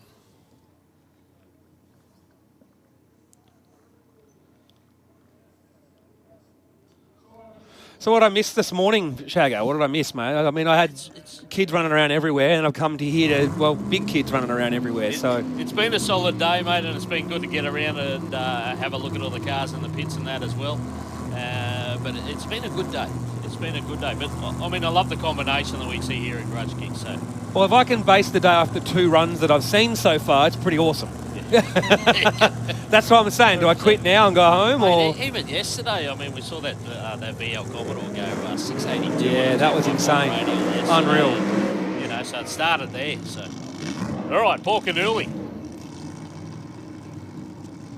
in the Mustang. This car's got 254, which is solid speed for a blown car. Yeah, man, very solid.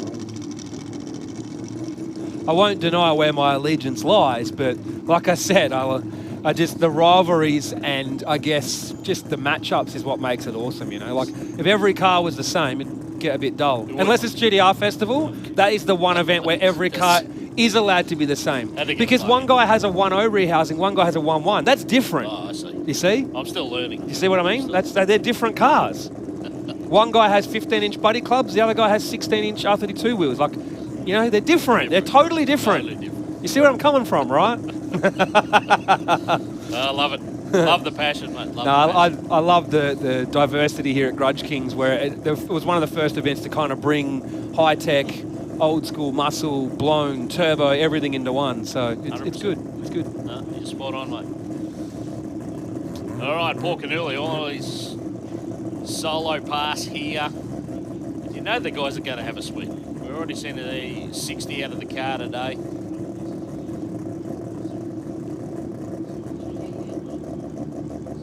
There's no point talking when these guys run. It's too loud. It's too good to watch. Hey, yeah, we want to watch it.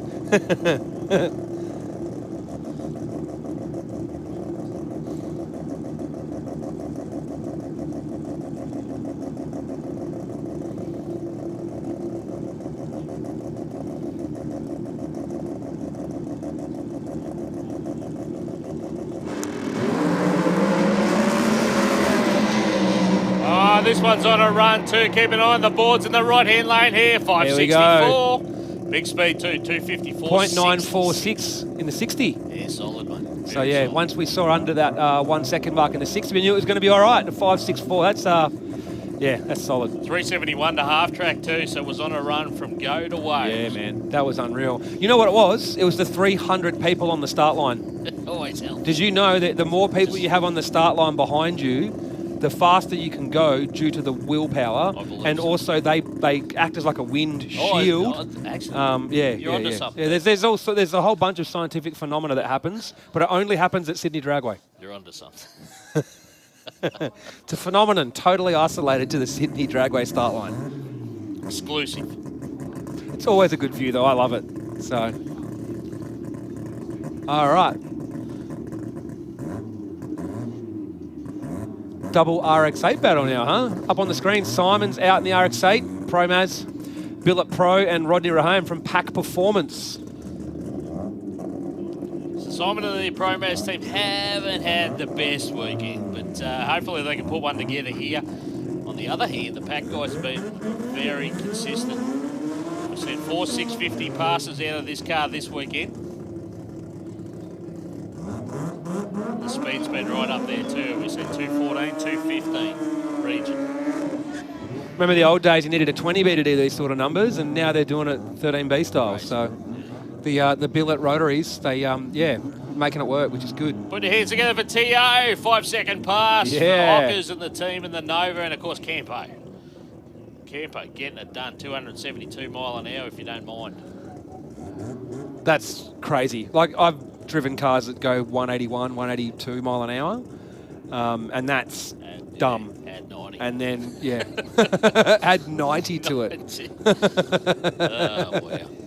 Dead set, like if you drive a street car that goes 180 mile an hour, it's something else, right? That is dumb. Michelle Davies earlier. Bet that, was in the other lane. She was doing 248 and he come past her at 272 and she was like, it was whoosh. Yeah. We get blasé. We see all these big numbers all the time. We're so used to these crazy numbers, but when you stop and think about it, like realistically, an 11-second street car at 124 mile an hour is a fast car, right? Like there aren't many cars that do that out of the box. So, you know, but when people know it's exponential how crazy it gets. It's like at this level, like tenths are huge. So massive. All right, here we go. The two Rotary cars out there on the line. So once again, Simon needs to put one together here. Oh, here we go. Oh, here we go. We're in. Don't know what happened then. Got anxious. Got impatient and off he went. So no joy for Simon there. Red's come up in the pack lane as well, so I don't know what's happening. I don't know what's going on here. Starter's going to. He didn't actually end up going completely into stage. Is there a timing issue or what? There was no green given at all as well for Simon either. It was a strange one, mate. I'll be first to admit.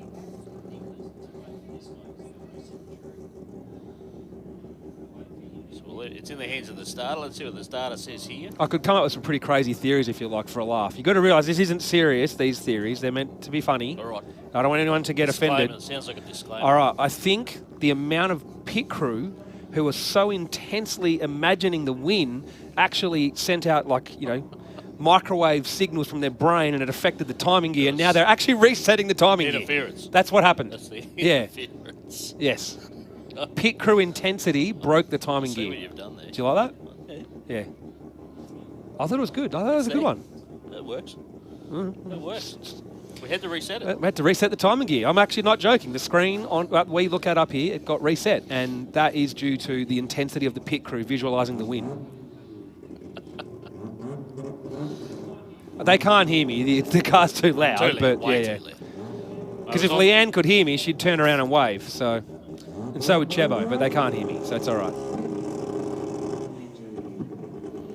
All right, so a bit of a false start. Let's see how we go on this one. Sitting in pre-stage.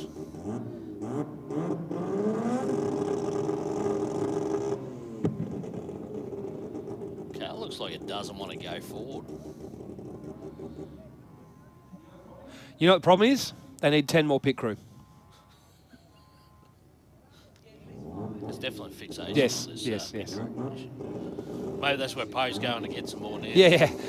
I'm teasing it, but I love being down there as well. Like, I'm not going to lie. It's the best.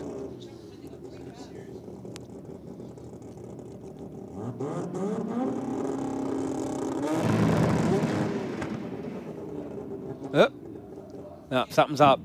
Looks like it's just not meant to be on this one. It's like it didn't want to come on the two-step. The revs were up, but it wasn't actually making boost. And it did for a fraction of a second there. It seemed like it was going to, and then just, yeah, nothing. I forget, the car's been sitting there for quite a while, so whether we got a bit too hot in the clutch or whatever was going on there. Who knows? The boys will tell me later, but right now I think they want to go sort it out. I could get a wave, though. Now that the car's turned off, we could get away from the Pack Performance team. Leanne, nope, she hasn't heard me. Hi, Leanne. Oh, there we go. Hey, Leanne. Good stuff. I targeted her because I knew she'd get the most embarrassed by targeting her in front of the crowd. There's a reason to that. There's another. You just got another wave, but if I call out Chebo will get called out. He'll actually pull his shirt off and start dancing around for the crowd because he loves it. Don't you, Chebo? See, he's even looking around. Come on, Chebo, get that shirt off for the crowd, mate. Come on. There's that smile, Chebo. How are you, mate? Gas Racing, back out. Joe Signorelli. There's a couple of wild runs out of this car this weekend. Looks like we got a single here for Joe.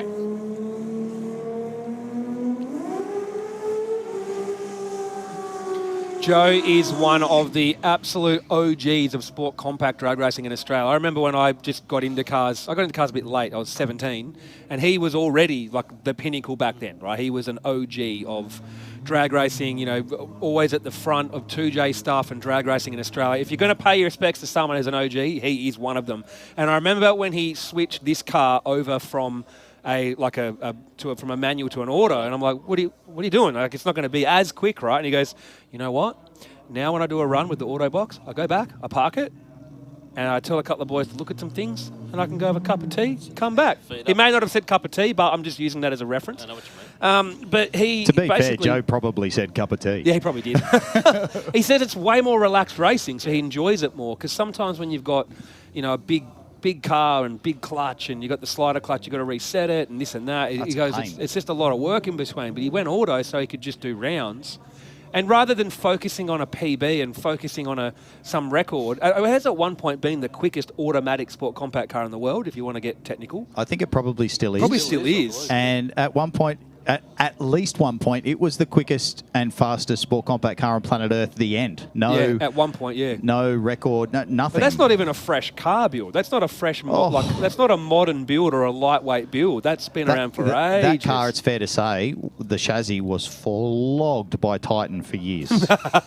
Absolutely flogged it. It owned every single record there was. Joe's taken it out here and taken records and kicked ass and won events.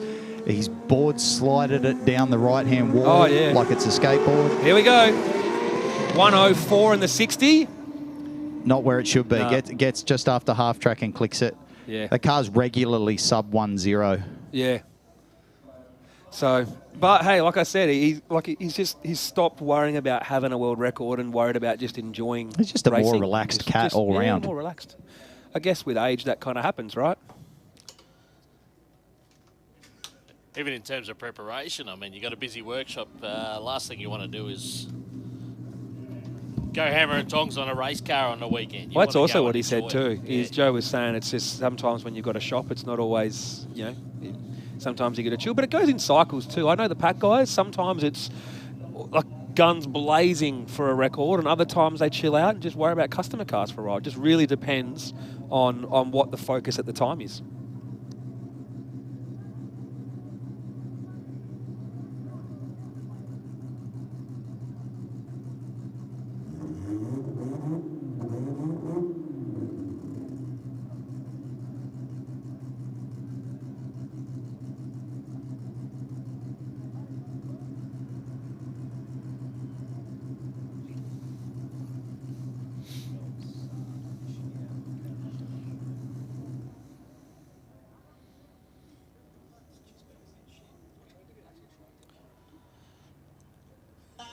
So on the screen here, we had Anthony Matuk up next, but sounds like he just shut that car off. So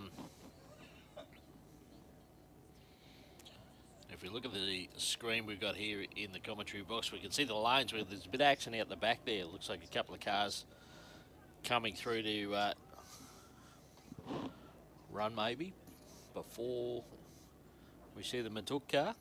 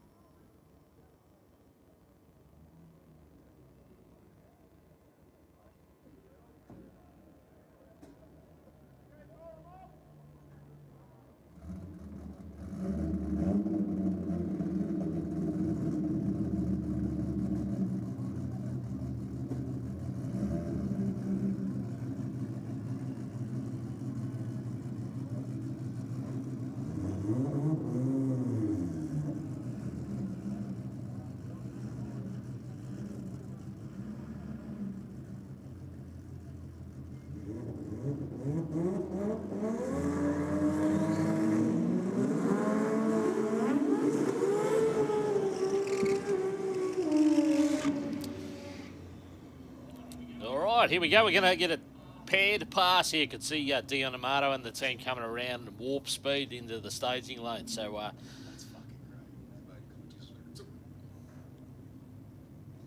great to see a mate at this round. Obviously, it was a scramble to do it. So Anthony Matuk. Skyline for Matuk's Racing in the Aeroflow lane. Turbocharged Barra-powered car for Dion Amato.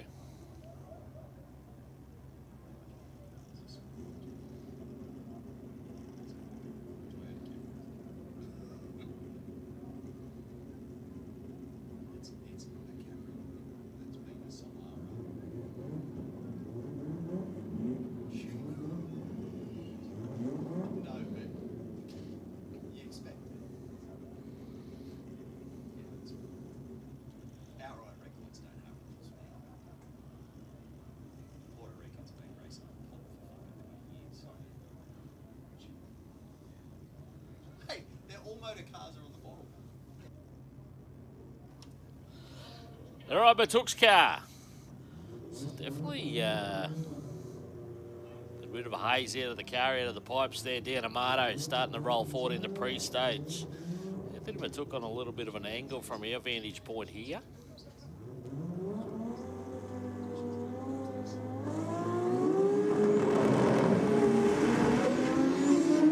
That's exactly where it went.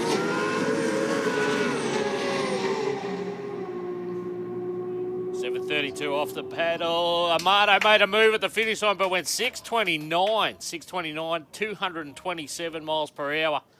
So 629, 227. So the scramble was worth it for the Amato team.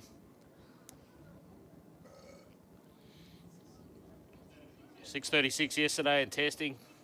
629 right there.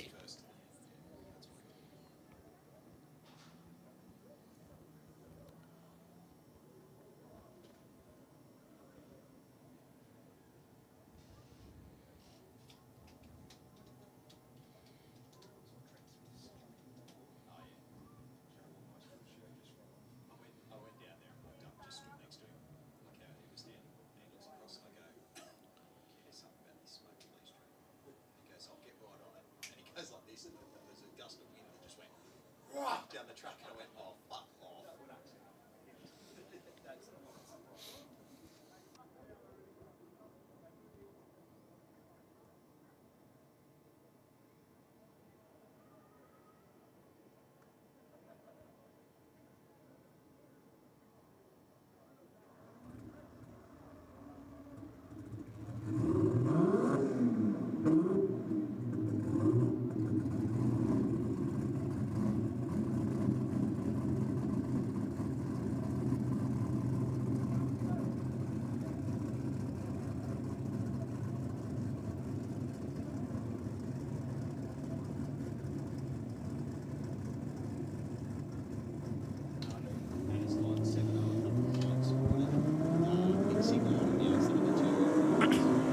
Fill me in, Adrian. What's the changes? You said Daniel Camilleri's got changes to the car, right? Yeah, so Shagger actually spotted this yesterday in testing. His big single turbo now, I think, instead of the two smaller ones. Did he do that just to impress me? Twins versus single? Surely, right? He absolutely did that. Genuinely just fit. No, he just literally used used logic and engineering and went, yes. Yeah, so still, as far as I'm aware, still mechanically injected, still like a comp car, double D gas, automatic. Steve Athens in the other lane. Yeah, Supercomp these days, isn't it? The combined bracket. Yeah, so it's a stock stroke 30. Yeah, stock stroke RB30. Yeah, mechanically injected. And though. always had two smaller turbos on it. Now it's got one big one, and he's made the leap straight down to 7.0, sort of low 190s. Well, back up. So you're saying that with a single, he's made more power and gone quicker. Yes. One more time for the crowd and the internet. Single turbos work better. Or on RBs, we're not going into every category here. We know that V stuff is different. But on an RB, single is better. Argument's over. The end. If only the crowd could see the impersonation Adrian is doing of people on the internet. There's the people on the internet screaming, purity! Purity! Now, you know what purity is? I would like to go faster. Daniel Camilleri is a fly's wing away from a 6-second pass. I would love to see it. Here we go.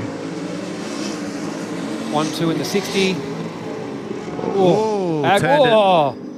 Door comes open, turned it up just a fraction too much. That's what happens when you put a single turbo instead of twins. You can't handle the power. No, he's been creeping up on it. Yeah, he has. It's a shame. Would love to have seen that 6 from him. That would have been good. Car goes more rounds than any other RV I've ever seen. That's right. Certainly at that level anyway.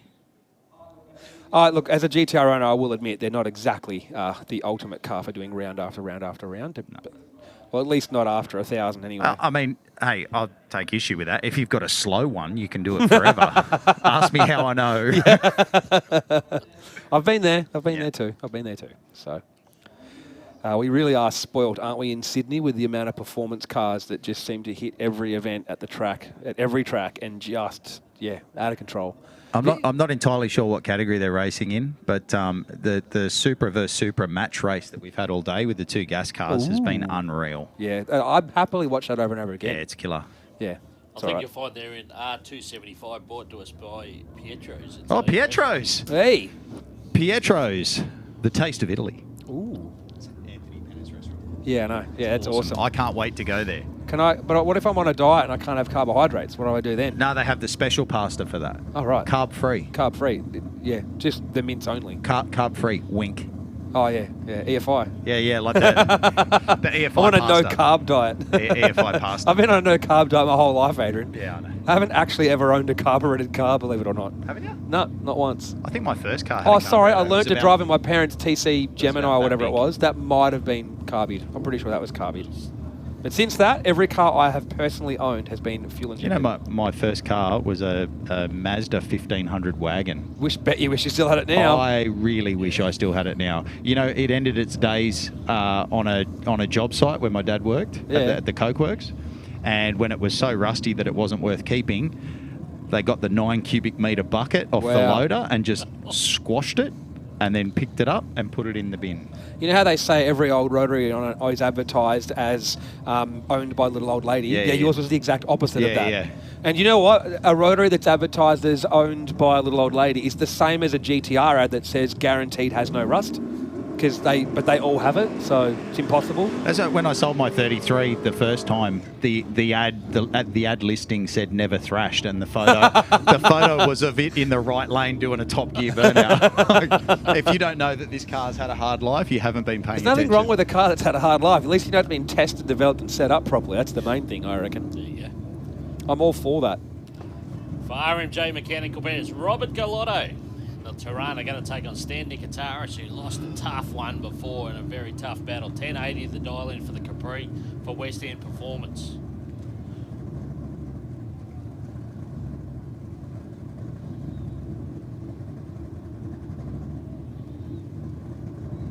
Are we getting a little showdown here? Oh no, someone's in. We're in. I thought we were going to have a bit of a burn down or something for a while, but.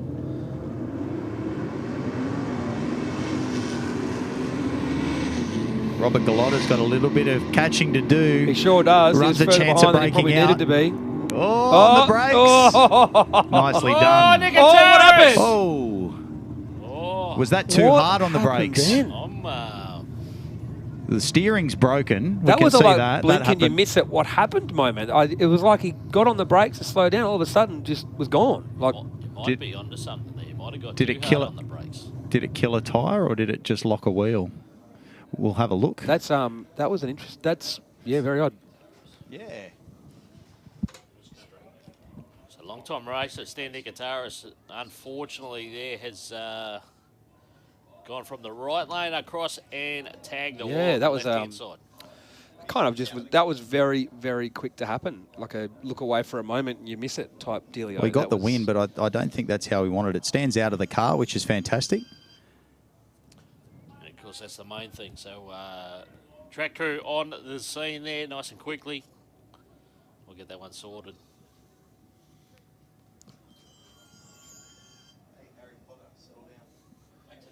Hey Shagger, can we get like an Uber delivery up to the commentary tower? You reckon? Is that possible? From Pietro's? From Pietro's. Yeah. That'd actually be even better. We need EFI I have actually auctioned off a prize pack to get someone to bring me food to the commentary tower before, and it worked. Has happened. Yeah. We need some EFI spaghetti from Pietro's. No mechanic. Anthony's actually watching the stream in the restaurant right now. It's on. What about mechanical injection? He's usually pasta? got Mechanically the injected pasta? TV up on the wall with some really nice ambience or some nice Italian things. Let me give you a little bit of a look at what he's got on the screen in the restaurant at the moment. Look at that. There we go. So there you go. Go out for some carbonara. Sorry, some EFI Anara. And a nice bottle of Chianti. And no carb Anara. No carbonara. And watch the drag racing Carb live sayonara. from Tuner's Edge Grudge Kings. You know the Tuner's Edge guys really well. Actually, very well. Arthur from Tuner's Edge is he's like the godfather of the Melbourne car scene in some ways. It's like if you want to do something in Melbourne, it's like you almost have to go to Arthur and make sure that, he has to do the blessing of the event sort of thing. But once he's in your corner, mate, one of the most awesome dudes to work with and deal with. And honestly, I can tell you right now that the sponsorship he does of motorsport events, not just Grudge Kings, but obviously our drag battle event at Cootamundra, Jamboree, he doesn't sponsor it and sit there and analyse it and work out all these business strategies of what it means to him. He just goes, I love the events, I support them. And that's the end. And sometimes he just wants to hang out at the event, and that's it. It doesn't. Sometimes he wants to race. Sometimes he brings a dirty old Mazda station wagon and has a He has a time. GTR too, remember? He's also got a VL, he's got a Supra, another RX-7, and about 300 of the cars probably. What do you reckon around. is his favourite, though? I reckon it's that dirty old wagon. I think that's his favourite to race, but his favourite car is the GTR. I'm sorry, dude. Fair enough. No. Too many diffs, too many turbos, too many excuses. Single turbo. There you go. He's going all right. Yeah. And he's a H pattern warrior, so he said he'd rather have a H pattern dog box than a sequential. Mm-hmm. And I said that's cool if you want to be slow, whatever. That's up to you. What's his GTR run? It's run 9s. 9 what? I can't remember. Do you want me to bring up the leaderboard at Cootamundra? I do. I want to see if he's quicker or slower than you. All right, I can't remember. I think I've beaten him now, actually. Because you don't get to talk smack about a slow H pattern warrior if he's quicker than you. It's like I can't give you crap anymore because you're quicker than me now. Correct. This was inevitable, Mr. Anderson. I mean, Mr. Hodge. Well, there you go. The staff at Pietro's are happy about the shout-out. Have a great night, guys. We understand last night was a big one and that your boss is a nightmare. So best of luck for a busy Saturday night. I don't know. I've got a feeling the Pietro menu is now going to change to suit mechanical, EFI, and carb. Yep. So I think EFI Anara is probably going to be the next thing I want. It's a thing. We've made it a thing, Shagger. Low, or maybe just low carbonara. Low carbonara. There you go. Yeah, low carb pasta Anara. Dude. If someone doesn't bring us food, we're going to keep talking complete crap. No, that's not changing with food, dude. No, Sorry. That's probably true. That's not changing at all. Man, there is some wild stuff in the lanes too. Do not go anywhere. But you talking to me or the crowd? Very. No, you can go. I can do whatever I want, mate. I'm not on the clock here. I'm just hanging out. There's some very there's about 4,000 horsepower worth of 2J sitting at the front of the staging lanes about to come through the tunnel. That's 2 cars. I mean, technically, I can just say whatever I feel like, right? Like, 'cause I'm not paid right now. We don't have a dump button, unfortunately, so we can't. Oh, you're joking. Okay, I just looked at the leaderboard. I've run 9.767. Arthur's ran 9.729. Oh, so what is it you'd like to say to the slow Arthur from Tuner's Edge, Andrew? But you want to laugh about the mile an hour? Guess what the mile an hour is? What? Mine was 155.71. Yeah. His was 155.71. So he's inarguably a better driver than you as well. Maybe. He's quicker than you for the same speed. Yes. Well, that didn't go to plan, did it, Andrew? No. Wow. Do you want me to get the excuses out? I am a GDR owner. I've got heaps. I've seen the book. Volume A to K. I contributed. You proofed it. Yeah. Honestly, so... You did write magazines, remember? All right, that was your thing. So here's what's going to happen now. If you keep up to date on the Motive channels, Andrew's going to put an H-pattern dog box in his car. Because it turns out they're tenths of a second faster. No, it's not happening. I should just learn to actually get the car going better. Or get Arthur to drive it for you. Oof. If I had it my way, there'd be a sequential in every car. Maybe not my Navara, but everything else. Navara Imagine with that. a sequential. Imagine Navara with a sequential. Towing with a sequential. Yeah, That'd be great. Yes.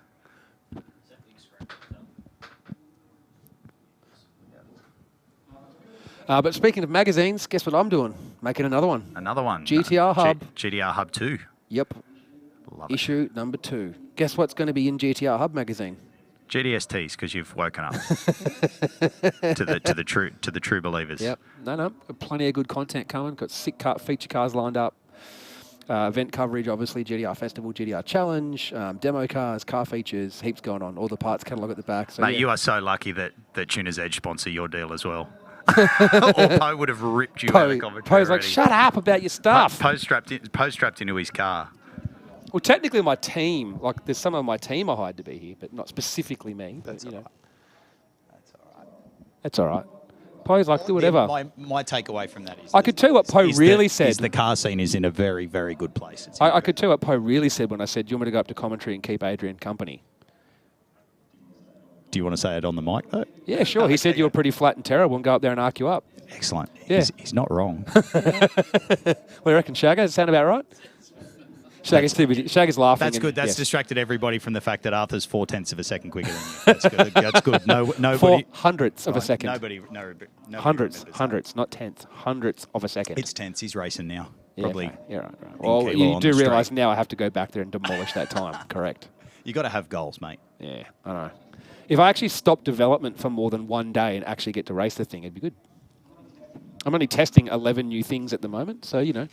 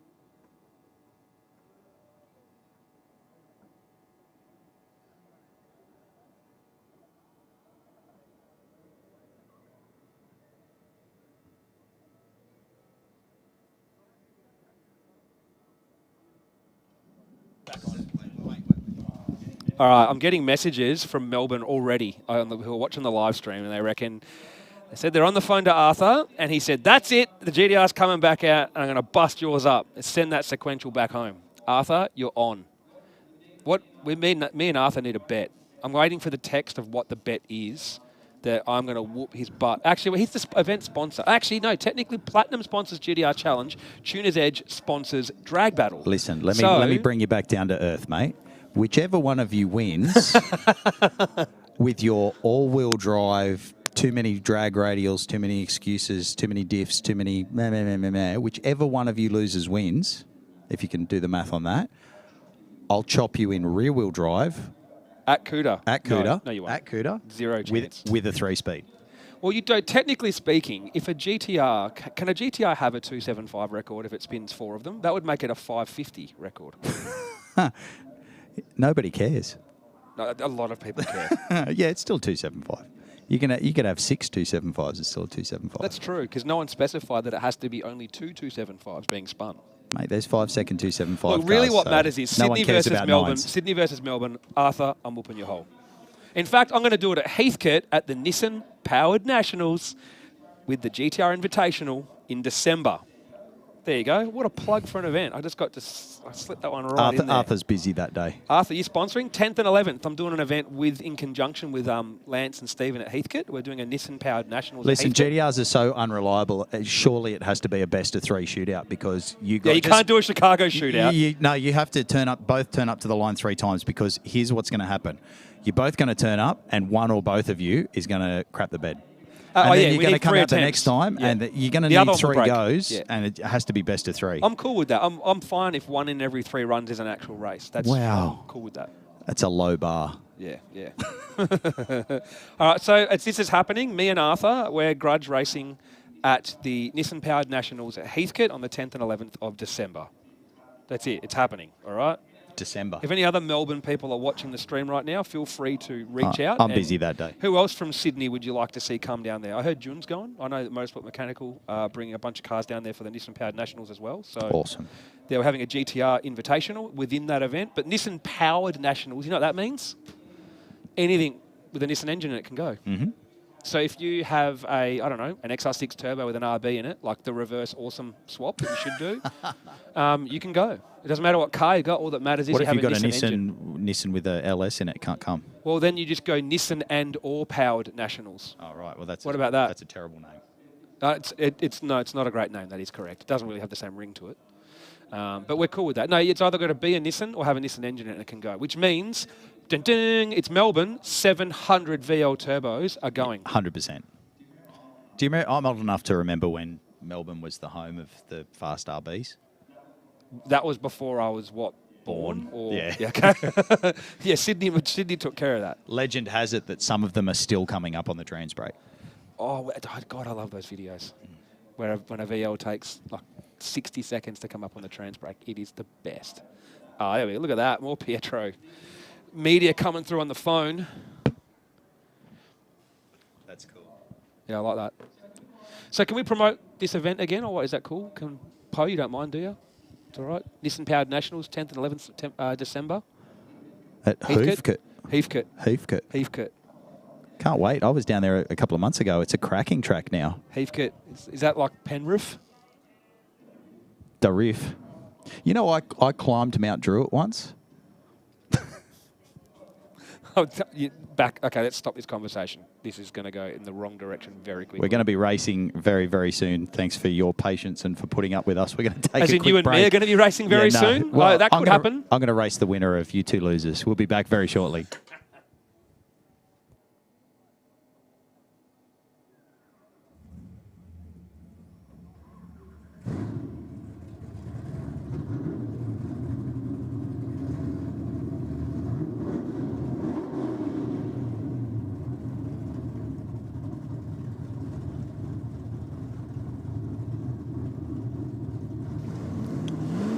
Once again, big shout out to our track crew getting that one cleaned up nice and quickly. Unfortunate for Stan Nicataris. Tagged the wall down there in the braking area. Back on a tilt tray. Not the way he wants to end his weekend. Rowan Houston. Old school, 55, big block, supercharged. 10.02 the dial in. Dial your own bracket this one. Peter Violaris. Manually shifted XT Falcon.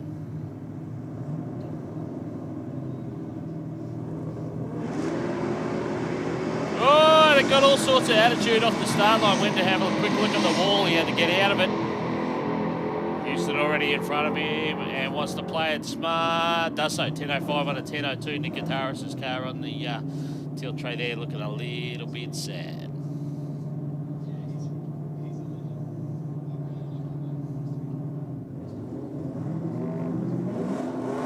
Houston getting it done. Short Smith up next. Jonathan Damascus.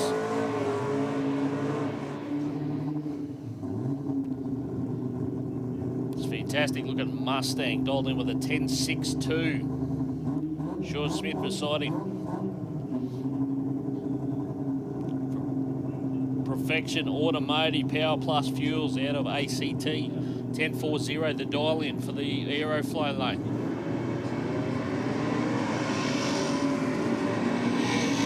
Nothing much in reaction time, but Damascus got away pretty cleanly, but. So the Mustang, he's on the brakes, he's playing it smart, 10.78, he was on a bit of a pass. Played it smart, quick dab of the brakes, got the win. So the Mustang, the win in round 3 there.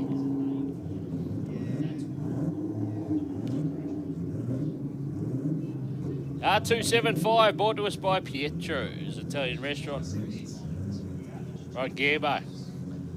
Man. There's 6-cylinder turbos out, Adrian. How can I Two of them. One of them looks like a rotary, but there's 2 of them. Yeah, there's 2 J's, so they'll probably go down the track together. 4 J's. 2 JZ with NAS, both sides of the racetrack. I haven't seen these run today, obviously. Yeah, I got here late. Daughter's birthday. Justin Gregory ran a 690. Yeah, that's what I heard. 690. And 728 200. He went 690. Poe Tong, Mr. Grudge Kings himself. 3. He's out there. Don't you love that? You put on an event and then you go to race in it. That's a novel idea. I don't mind that strategy. Well, I've learnt that from Poe, and that's probably it, because no one else really does that except us. Oh, Colin Wilshire does it too now. Andy Lopez did a burnout on Skid Row this year. That counts. He's in. And he's then, in the group. And then got a taste for it and did like 10 more and wrecked his He's tires. now in the group of event promoters that like to compete at their own events. Yeah, it's very cool. Why wouldn't you? I built GDR Festival because that's just a dream is to have that. And then I would compete in it if I didn't run it. This is actually a surprisingly good matchup. Yeah, it is, isn't it? Poe hasn't had anything go his way so far No, today. he hasn't at all. Justin's just Except good creeping weather up on today. it. Yeah, the weather. He's absolutely blessed with the weather. Cracker.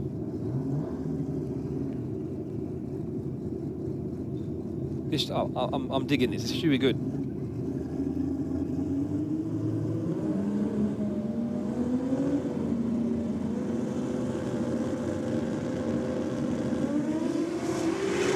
Oh, Poe, quick on the tree. Justin very out of shape there. Will Poe run out the back door? Yes or no? 7.0, 173. Not bad. Not bad. It's Not bad only at all. 7 miles per hour faster than he was doing at the half. Yeah. 166 at the half, so that was early He's shoots. obviously got out of it, so. Got the win, actually got to the other end of the track, which That's is good. which That's is what he killer. needs, so. Two hopped up for Justin Gregory. And that's the thing is when you're racing, sometimes it's just about winning the race. Just getting enough done to win the race, and that's it.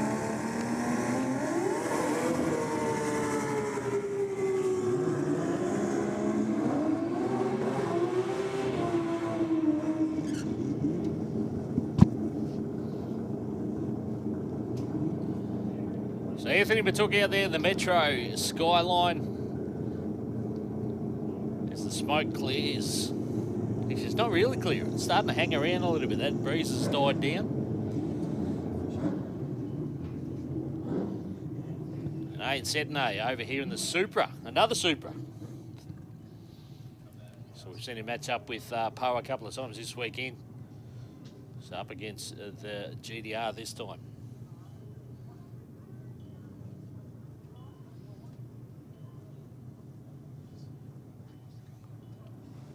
We've seen the Supra go low 7s. We've seen it go 206 mile an hour.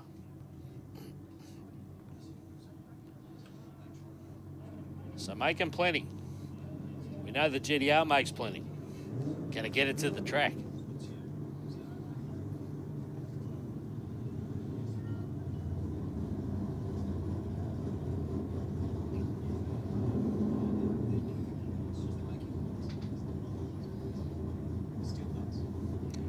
Few issues here for the Supra. The starter asking, come on boys, what are we doing?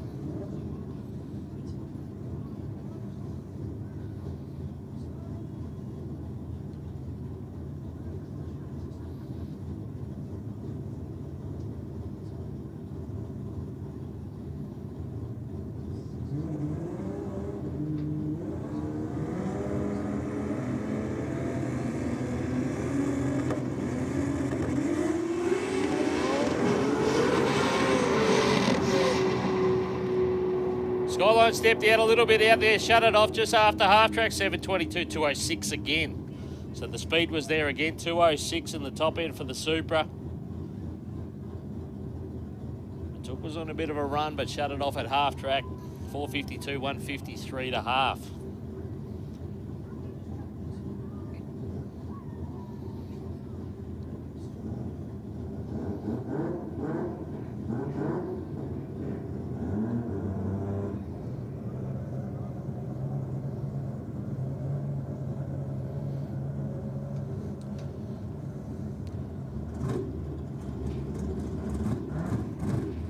A couple of fantastic cars here in a matchup. RX2 Coupe for Dom Perry takes on Peter Carla. The HQ's been impressive.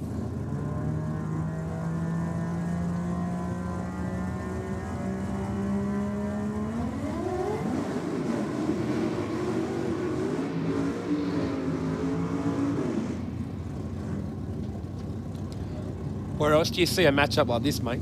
Nowhere. You just don't, do you? 20B up against a 454 Chev, like, that just doesn't happen.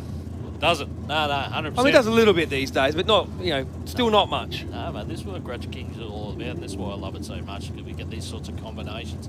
Two different ways to go very low 8s, and when I talk very low 100%. 8, Peter Carla's gone 8,000 today in the HQ. 170 as well, dude. It's a serious bit of gear. That's it's like I said, that's moving. Tunnel Ram, twin carb. This thing's the real deal. But 819 a little earlier from Don Perry. Pretty impressive as well. So not much in this one.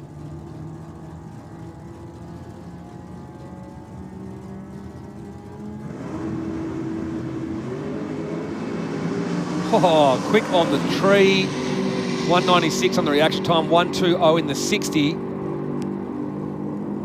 And another 80 at 170. This guy could put a dial in of 802. It's literally gone 800 a couple of times. 801, 803 from Mary. Don Perry. I'd be fuming. I'd want that 7 so bad. So bad. I'm sorry, but yeah.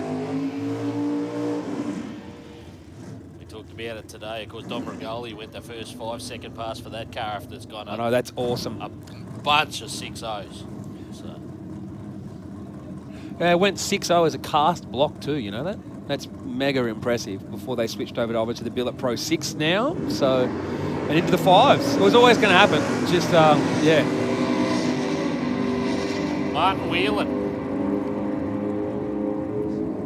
Falcon here. This car dipped into the 8s before. There it goes again. 889 that time. 155. But 856 for Al Billis in the other lane in the HQ. So if they were side by side, nothing wrong with that one. I am going to go check out and see how the guys are packing up at the trade stand. Make sure our camera crew's all good. Give you guys a quick break from my voice and constantly promoting things like, you know, Nissan Powered Nationals on the 10th and 11th of December at Heathcote. And, you know, the new GTR Hub magazine coming out and our YouTube channel, Motor Video. Like, I'll just give a break from, you know, constantly talking about those things. Man, you're lucky, Relentless. Sorry. Relentless. Sorry. I got to go check on things, make sure the boys are all good, and I'll be back. I'm not going to impersonate the Arnie voice to do that. I'll be back either. I'll leave that to you. I mean, you're a GDST driver, right? You'll... All right, 2 utes here to take on each other. We got Daniel Miller, we got Simon and Bradbury. Bradbury in the Holden ute. 850s from that one today. Daniel Miller.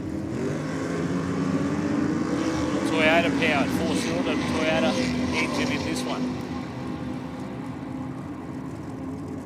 A little bit of haze out of the car in the second half of the track goes 834. 834. 169 mile an hour. Bradbury went 848, but Daniel Miller 834. Very impressive.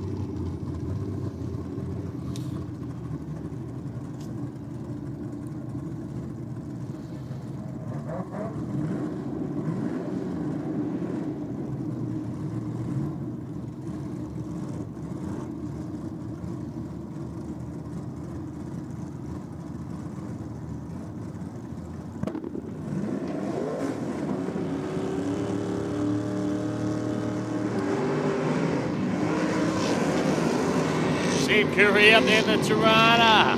Doing a big steer job, got it right over near the centre line there again. And Hamilton in the wagon there goes 873. 873, 153.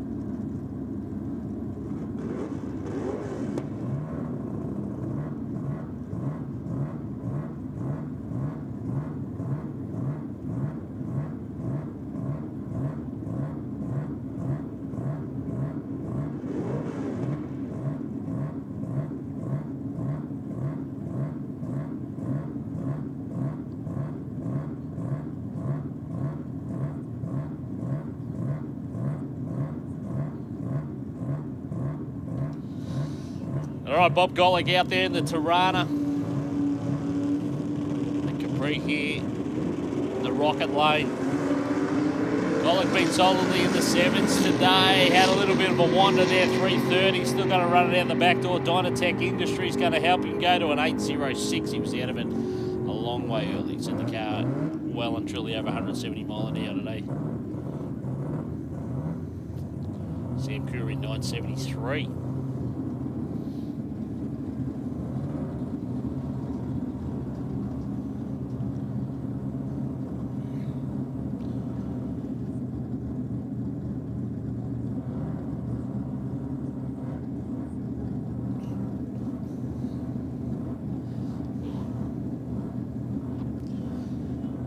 Thick and fast.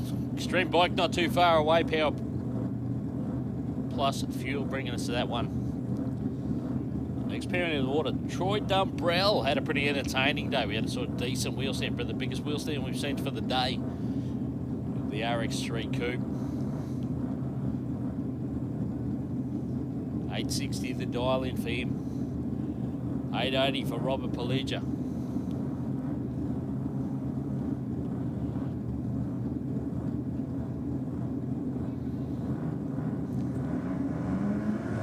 So we got the A all clear from the burnout box.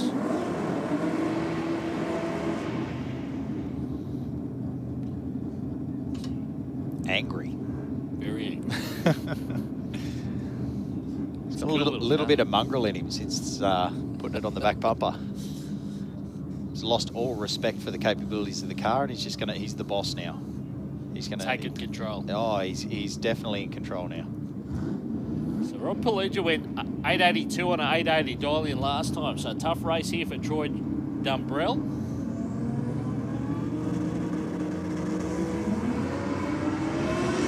Oh, carried the wheels like a champion out past 60 foot. Oh, the boys on the start line that are helping him out are pretty happy with that too. 884 and the 880 again. Solid pass for the Black Track Performance VL Commodore. He'll take the win there, but as you said, that little coupe does wheel stand. Puts a smile on the dial, all the team down there. Have a look. They're happy.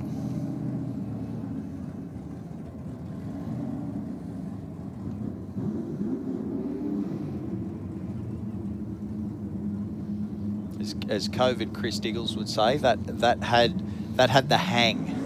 Had the hang.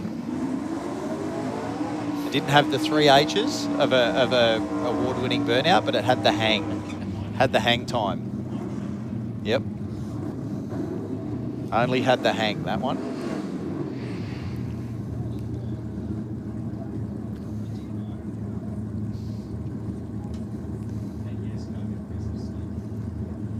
So the flashing reds on there means we're going to hold it up for a minute. We've got to do something here.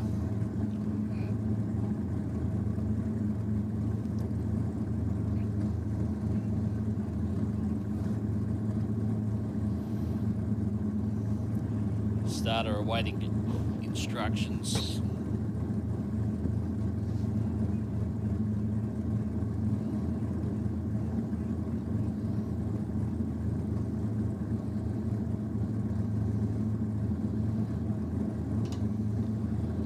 Joe Kabura's been going rounds, taking names, hanging the wheels, having a fat old time. It's another car that we've seen do plenty of passes over the years. Consistently too, sits back on those wheelie bars, carries the front wheels for a distance. So still waiting for the all clear. The lights are off.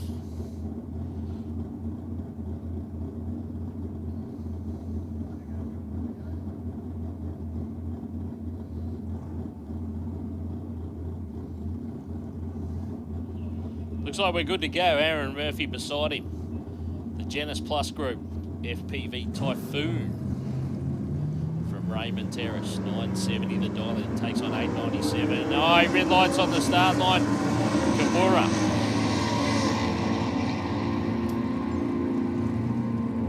It's over towards the centre line a little bit, still going to run it through, goes 927.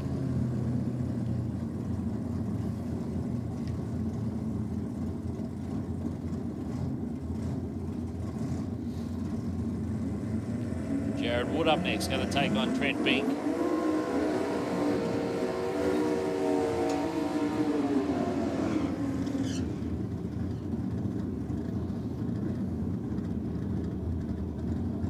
So the XT Falcon, the car of choice for Jared Wood. 918 on the boards, 880 for Trent Bink, so a slight head start to the left lane.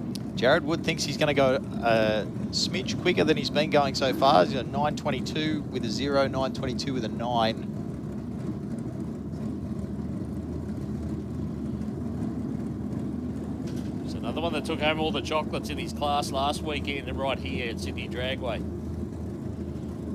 Weapon of a car. Obviously thinks the atmospheric conditions lend themselves to a little bit extra horsepower. Slight improvement, yeah, you're right. And out of the ACT from Hume, Trent Bink says 880 where I'd like to be.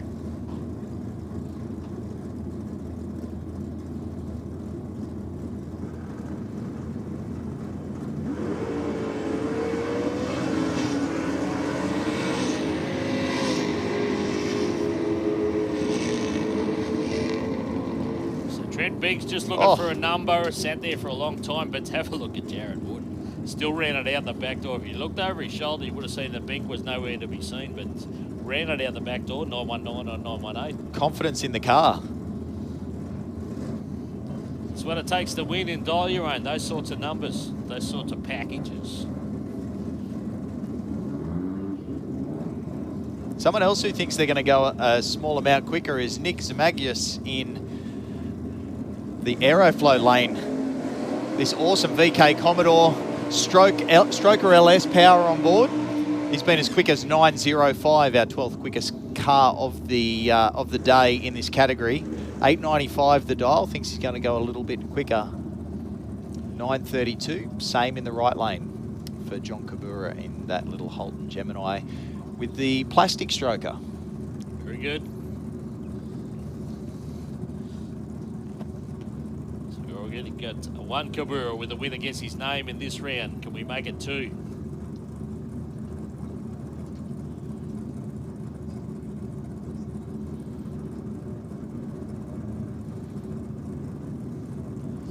Looking for the shallow stage, just starting to creep the Gemini forward now. Oh, red light in the left-hand lane, so Kimura does get it. The big fella's happy again. Too soon, Junior. I love the enthusiasm from the crew member. Look at that, 933 on a 932. And looking at the numbers, he could have gone 000 on the tree and still lost that. That was an awesome run in the Gemini.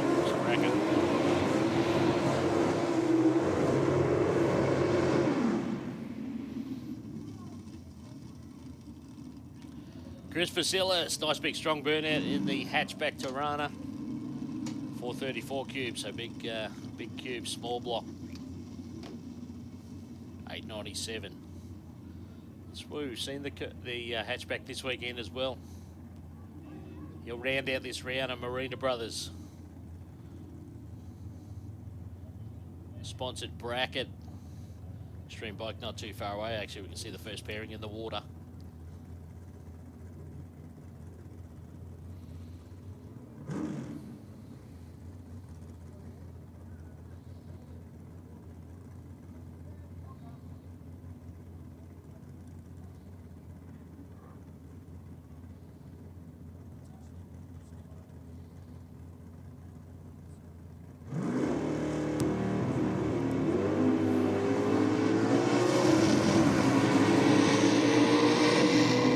Big RPMs on board that BK race engine stroke Chev.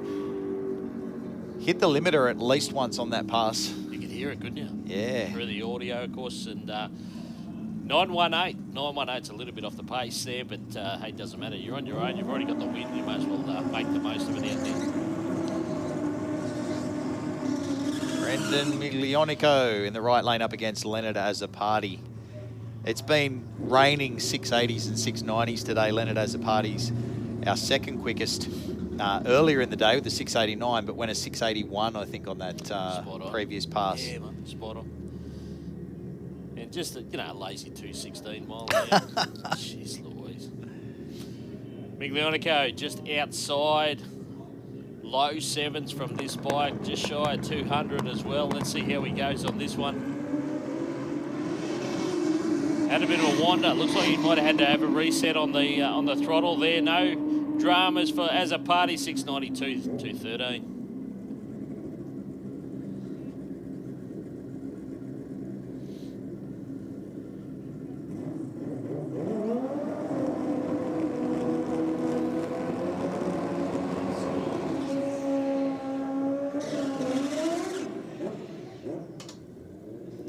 As the sun sets in the west here at Sydney Dragway, as we get into finals time at Tuna's Edge Grudge Kings, Sydney 2022. What a beautiful view. Hope you're enjoying that if you're sitting on the eastern side or if you're sitting in front of your television or computer at home on the Sydney Dragway official live stream. Thank you for joining us. Hope you're enjoying the racing. There is so much more to come. Staging lanes are full, so we've got action hopefully through to close. Some big finals, some big trophies, and some prize money to give out as well. So unfortunately some dramas there for Darren Foley. Bike getting pushed away in the left-hand lane. Got a solo here for Alex Borg. It's a real shame for Foley. Been very impressive today. Oh, Borgie up on the back wheel as he tends to do. 706 to 11. 706 to 11 for Alex Borg that time. Definitely had to roll out of that one.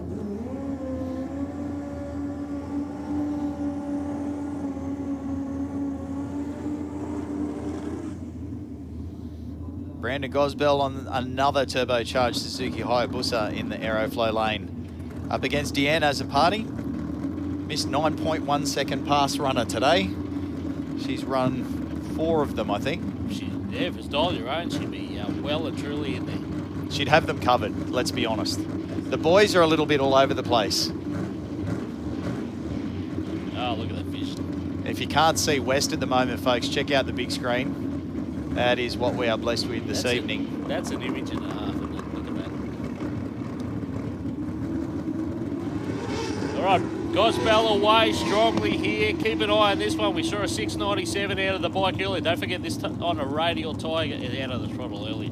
738. The early numbers were pretty hot, but same speed at the finish line. Actually, it was quicker at half track than it was at the finish line.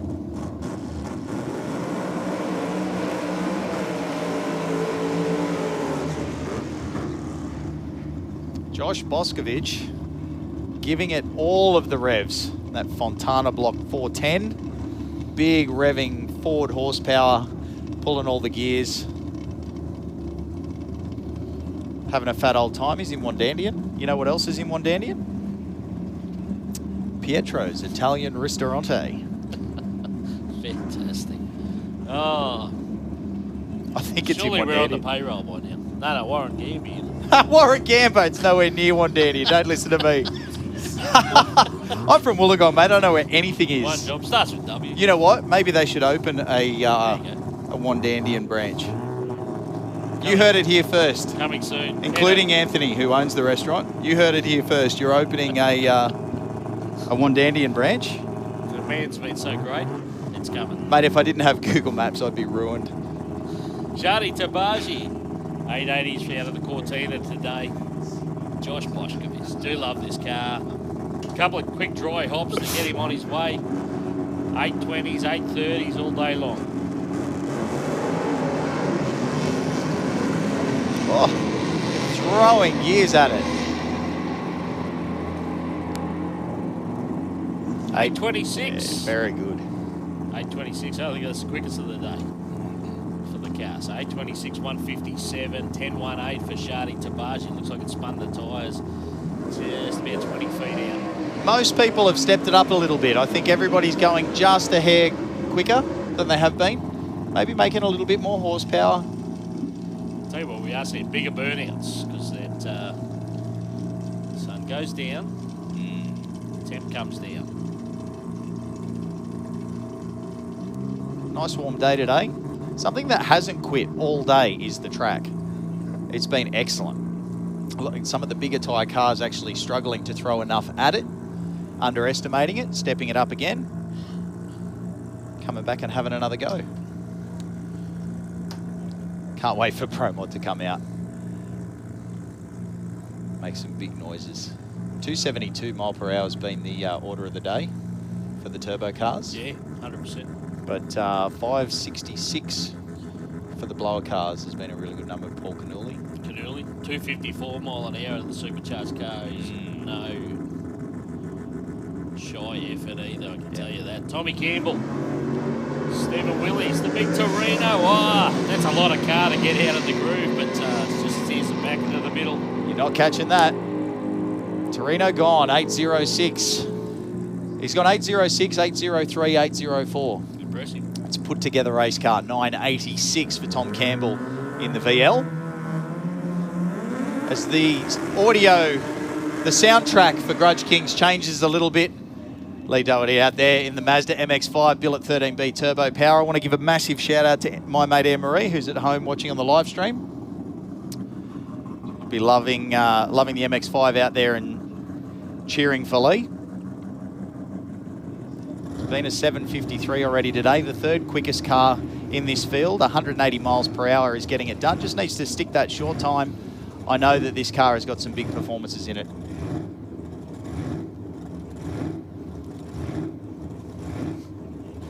Been consistent today, but Paul Sabato has been impressive all weekend in testing yesterday, again today. Last passing dipped into the 20s, 720s for this car.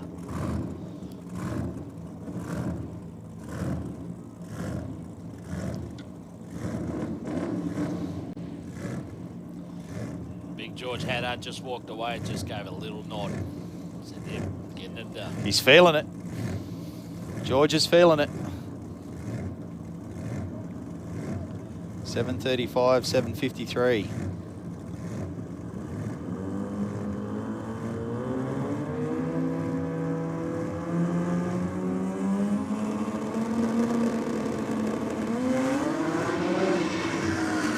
Oh, Doherty all over the shape.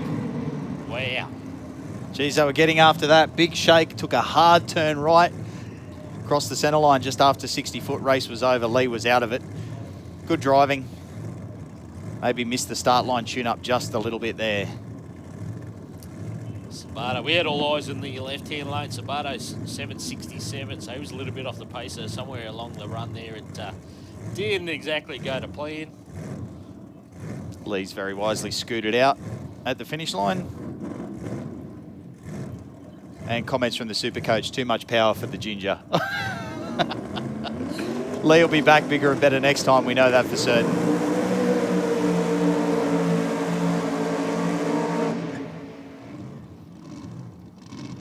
Oh, great matchup here. How about David Whitmore? Dora Creek for Green's performance. The Chevy Nova got the blown small block on board. Listen to the idle.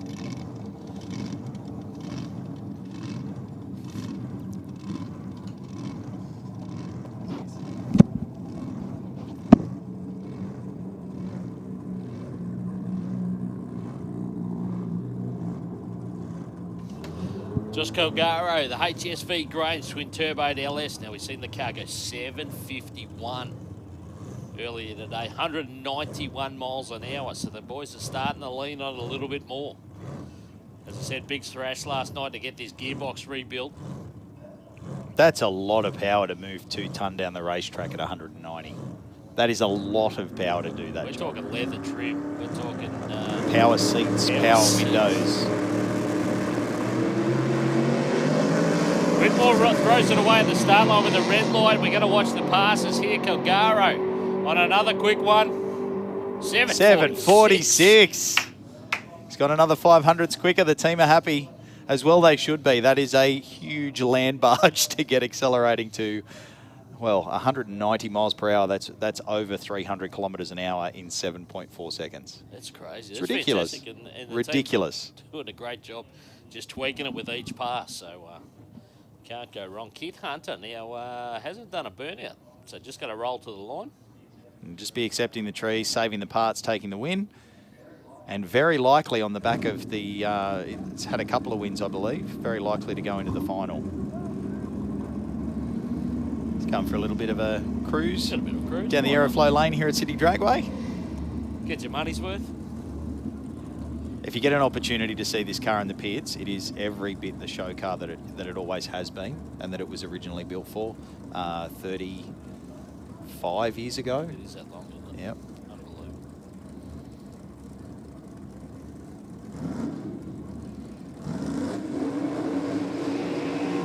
If that doesn't make you feel old, yes, that's how old VL Commodores are.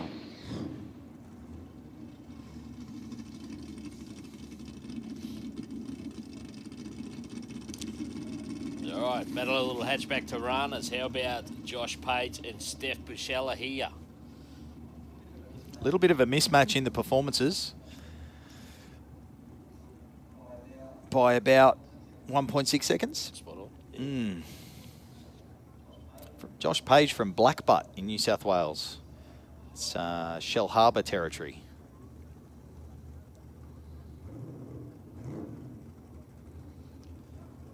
Some very consistent 790 passes this weekend from Bichella. And Josh Page is with a 950. So if these guys were side by side, if we were running dial your own here, we'd have a real matchup. I can tell you, we can see the lanes on our screen here, and Pro Mod are starting to fill the lanes.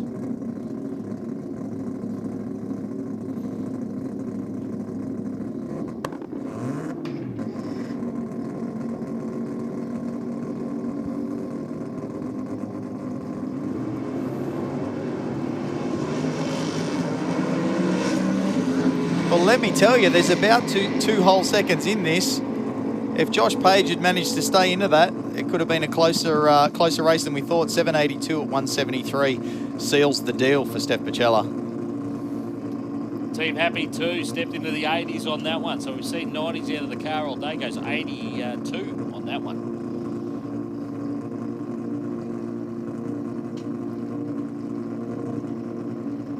Hear the angry rattling of Anth D'Aquino's incredible 13B turbo.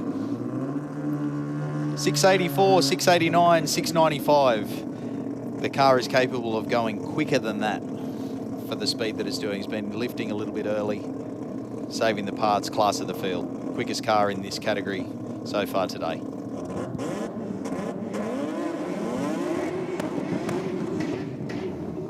I think it's a fair chance that, given the choice, Anthony will run it out the back door on this pass, though.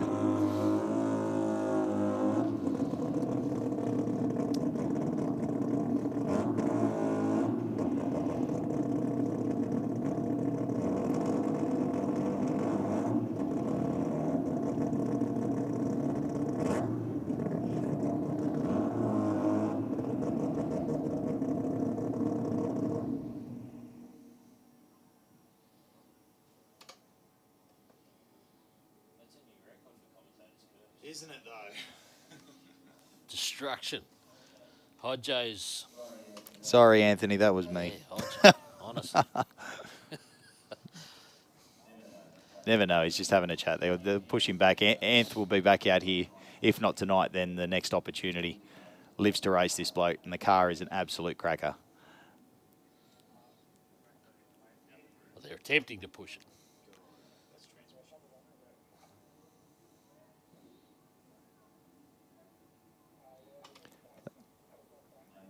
May well be stuck in gear, have a bit of a transmission problem. We'll see if they get the dollies out to push it back.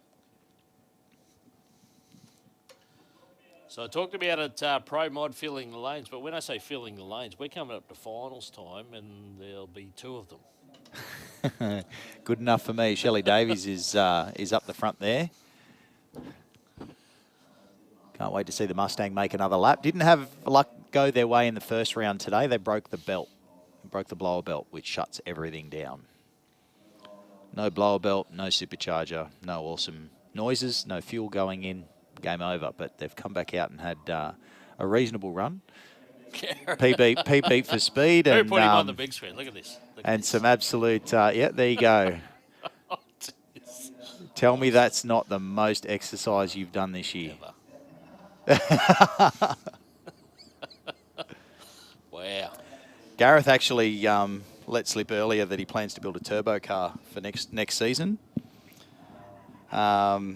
Can't wait to see that. He said he's sick of going slow. In 240 mile an hour. He wants to step it up into the 265 territory. Yeah.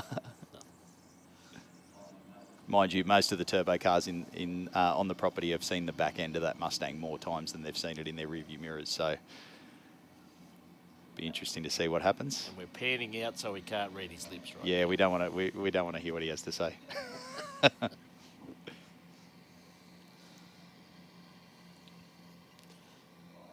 All right, so a little bit of track prep before we get underway with finals by the looks of it. Or is this a...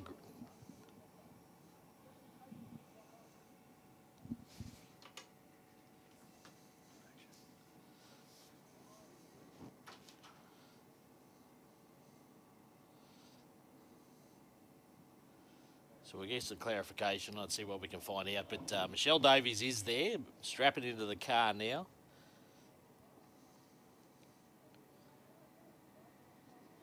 This could be just another shot at the track for the Davies team tonight.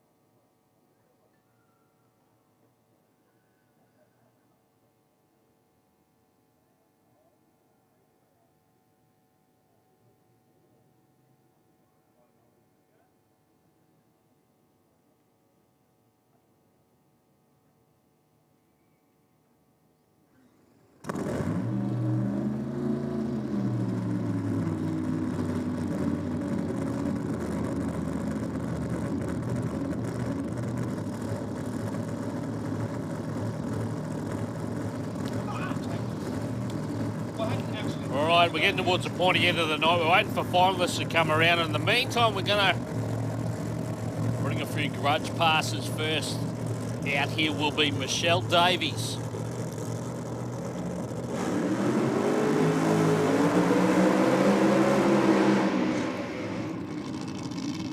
So career numbers today for the team, so why not? The car's there, the car's on song.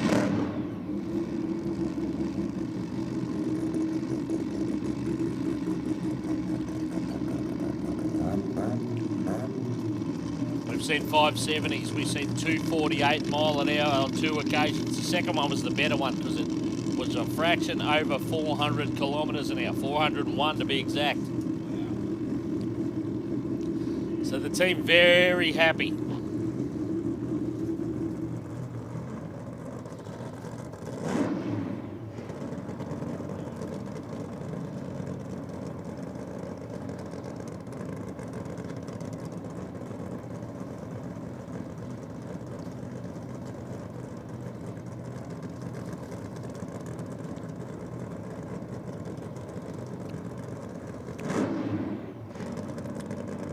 Young Brody working the passenger door, trying to get the smoke out of the cab from the burnout.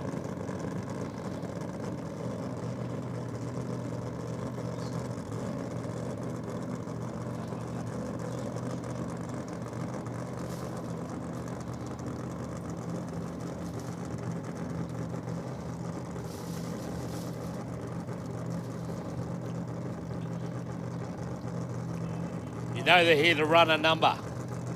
What have they done to the car? What changes have they made? Oh, Davies out there!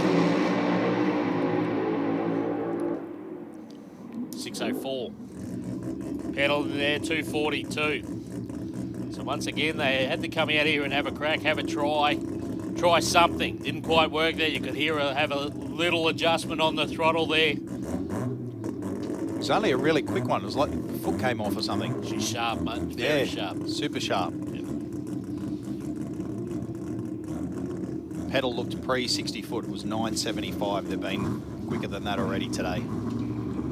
Yeah, a couple of 940s earlier, so...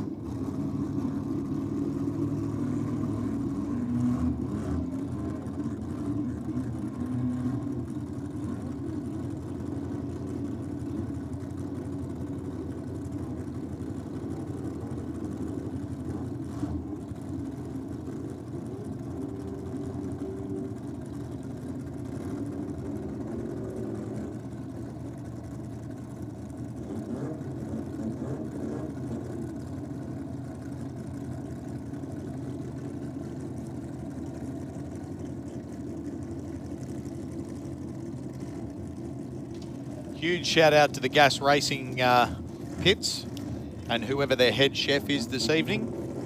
Thank you for topping us up. They cook as well as they tune, mate. This is delicious. Fantastic, mate. Thank you very much, guys. Much appreciated.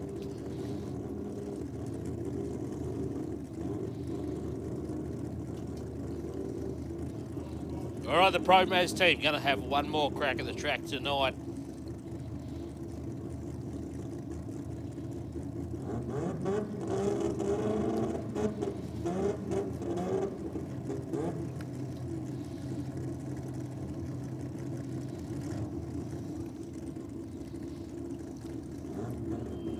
So I don't know what happened there. It went to go into full stage there and the red lights had come on, whether he's...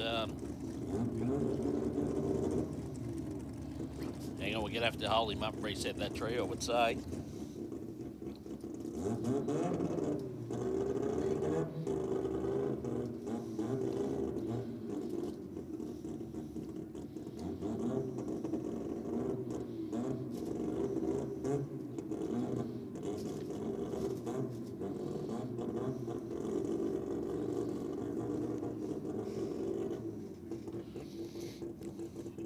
It's in the pre-stage. himself settled, start to bring the revs up, get the boost up. Put on the two-step, bring it in. Full stage, starter's ready to go. Oh, had a big, looked like it was on a run. And then it had a big turn at about 200 feet out.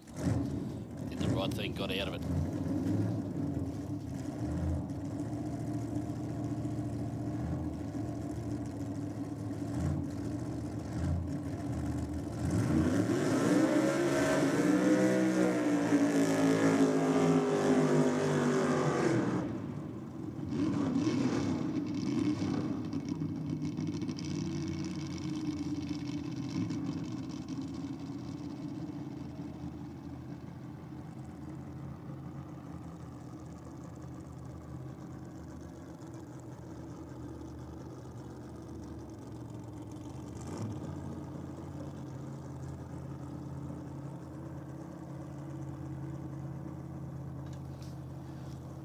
So the Tirana for the Curry brothers got to come back around for another pass here. We squeeze some grudge runs in here.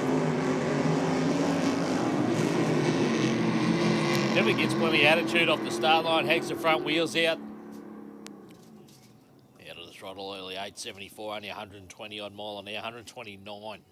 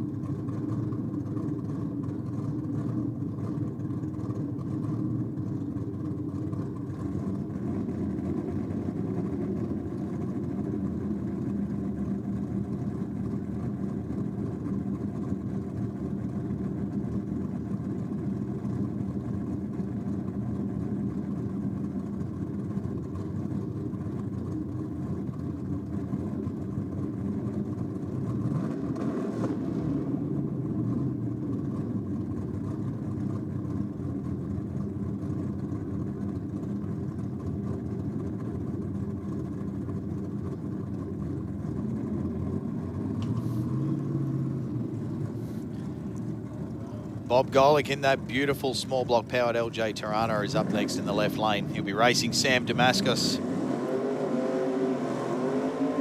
968, his best so far in proceedings with the small block Ford Capri, 368 cubes of Windsor.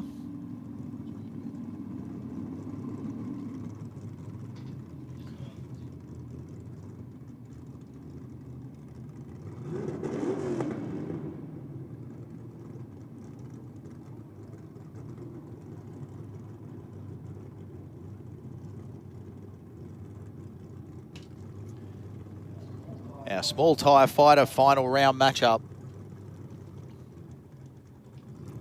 767, good enough to be top dog in this category. Bob Golick.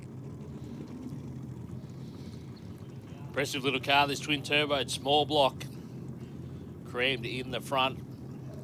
Has 2 full seconds on Sam Damascus, but dial your own. Ooh, 740 to a 970. Bob Golick's banking on going a couple of tenths quicker than he's been all day.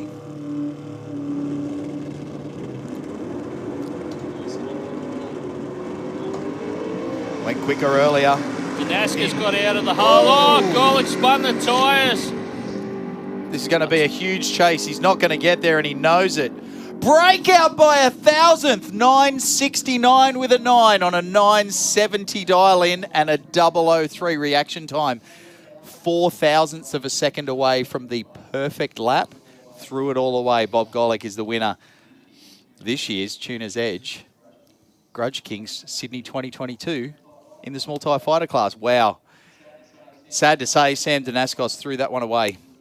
He was miles in front. Only 1,000th of a second off his dial in. Don't know what to say there. Don't know what to say there.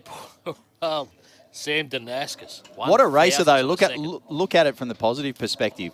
003 on the tree in a final is absolutely killing it. And 969 with a 9 on a 970 is almost perfect. Put it all on the board, all on the table. And Bob Golick says, okay. Wow. One final decided. We got plenty more to come. They're starting to fill the lanes.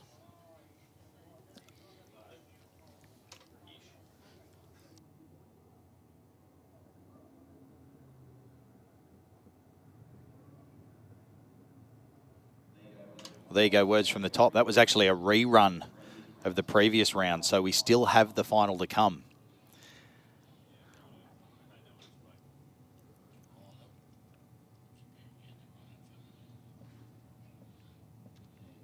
There you go. So we will very likely see Bob Golick out here again. Just to see if he can run that 740, because that wasn't it. Hopped it up on the start line, just went sideways while the Capri got out of there.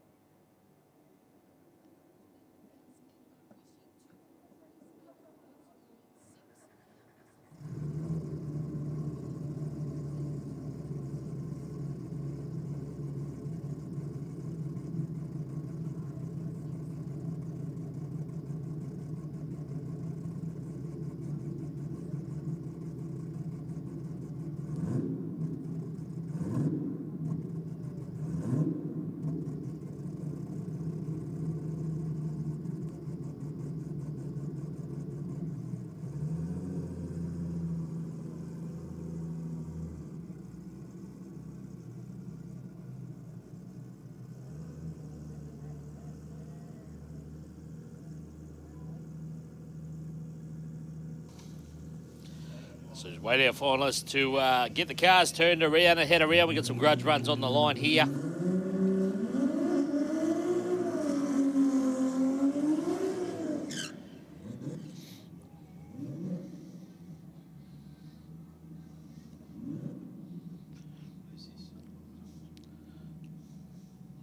So the Black Track Performance RX-7 690 from memory on the last one. So 690-203, I think.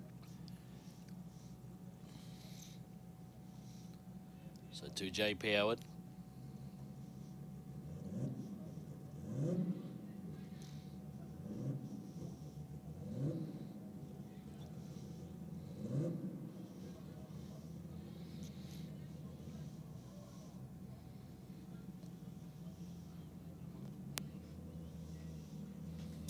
You want another one, mate?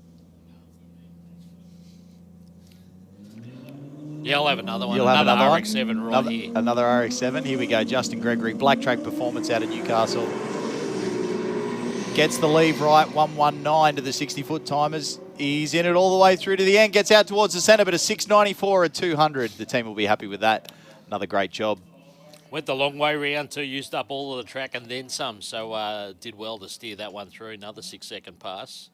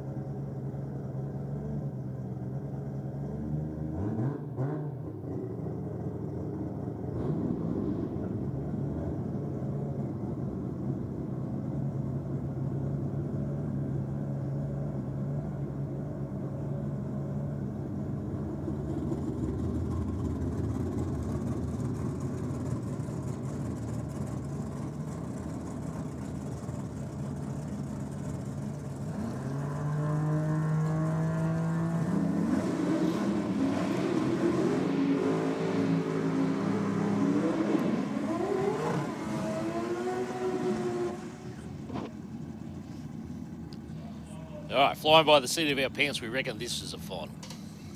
Big block Rotary versus big block Chev. Peter Carla's been consistent as 8-0 at 170 mile per hour all day in that HQ, presented by Muscle Car Warehouse. He's up against Dom Perry. Been as quick as an 8-3 earlier today. We know this is a car capable of high 7-second pass. Certainly has the horsepower thanks to that billet pack 20B and giant Garrett turbocharger. Dom's a little bit of a wild man, so he won't mind driving it if he knows he's in a final. Both immaculate cars as well. So they match the looks with performance.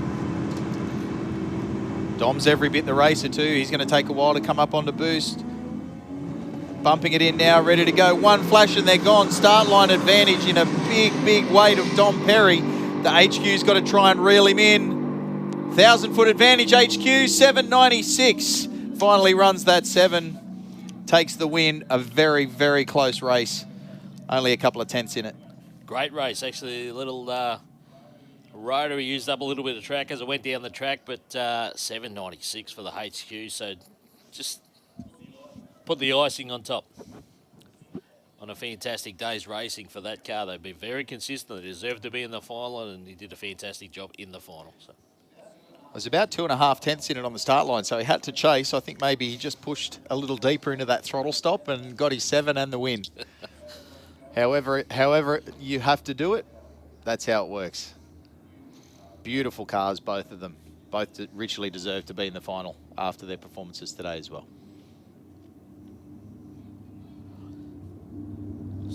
Still piecing our final pairings together. I'd say every chance this is a final here, knowing how consistent these guys have been today.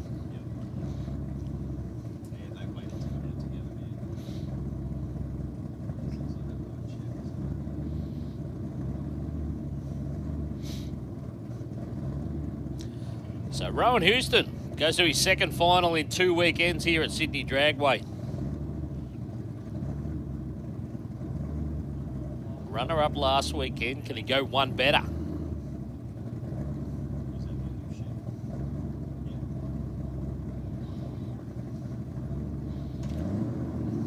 It's not a bad 8 days in racing if you can go runner-up and then make a final straight after. And you make the trip from Victoria, so you probably spent the week here. Yeah. Make the most of it. From Echuca in Victoria. Fair old drive. Yeah, just a good old drive. Sean Smith beside him from ACT, 1050 the dial-in for the club sport. Perfection Automotive helping him out. So 1000 the dial-in for Houston. We've seen the car go 990s earlier today, but it's been right there at 10.0 for the majority of the passes. Sean Smith, 1050, gets away. Houston, the better start line. So he's got the better start line. Can the big 55 keep the nose in front? I think he's going to have to get out of it. He's lifted 10-1-0. Very wisely done. Well done. Well done, team. They're happy on the start line, so they should be. Sean Smith, 1083, was a little bit off the pace as well. So Rob Houston, your winner in that one there.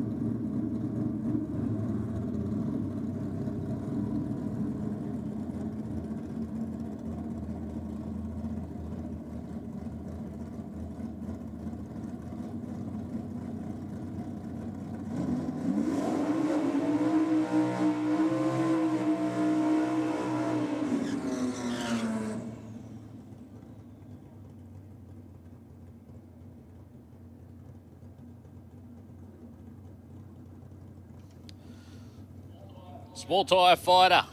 Marina Brothers bringing us this bracket this weekend. Match up here for final is John Cabrera, 9:32 the dial in. For the Johns Racing Engine, Metro Pizza and Pasta, sponsored car, the Gemini, 9:32. 8:80 for Robert Paligia. He's been, actually they've both been very consistent. That's why they're here in the final. Hard to pick this one.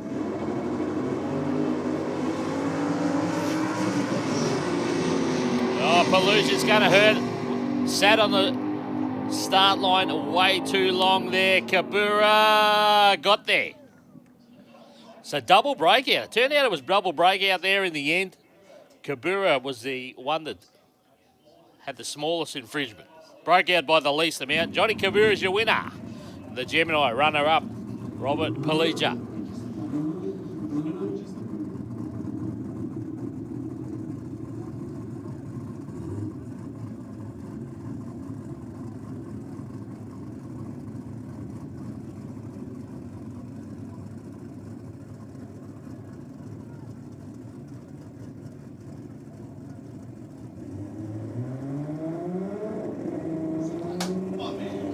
Steve Athens, Daniel Camilleri here. Pro modified final. Come on, Daniel, 690 time, mate. You're going to have to do it to beat Steve Athens. Absolutely on fire today. Maritzi Civil will bring us this one, pro modified final.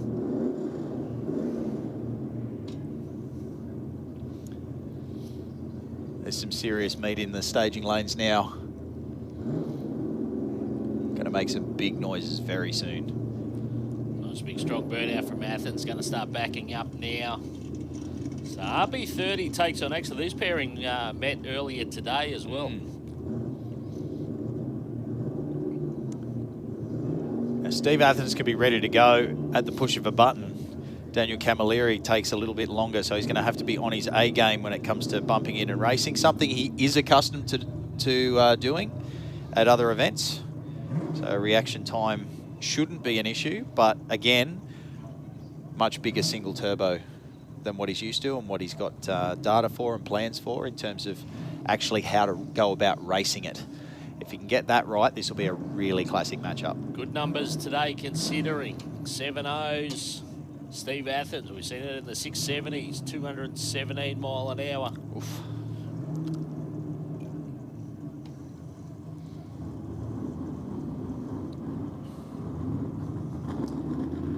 So anyone's race here as we go into pre-stage. Will Steve go in first? He has. Too long on the chip for Daniel Camilleri. Camilleri's after a number. Athens picks the wheels, 104. Sorry, Jagger, 104 is the quickest he's been so far. Runs it out the back, 704, so close. So close, 192 miles per hour. Very, very strong in the front half that time. But Steve Athens doing it for Dandy Engines, Pro Trans, Ice Ignitions and Fuel Tech. Class of the field today, 695 to 10. A couple of Victorians in the final there. So well done to Steve Athens and the team. Of course, Big George Haddard, well done.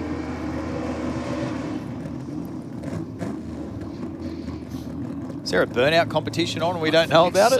That was awesome.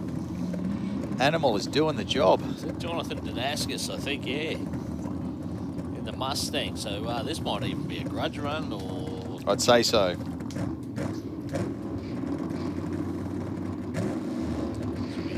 We try to piece together the finals out the back here.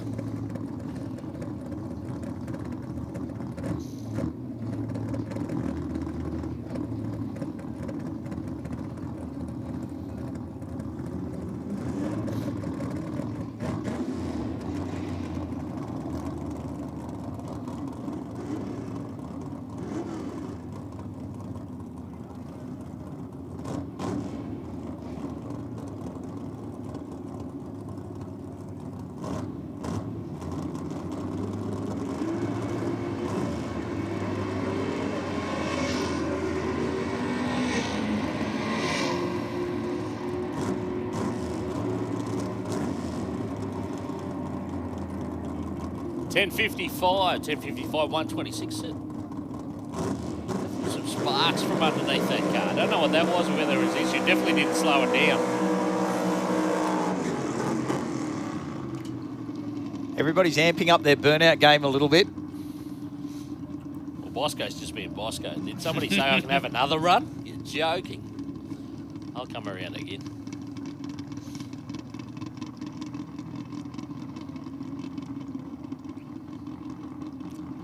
So Josh Boscovich, XA Falcon Coupe.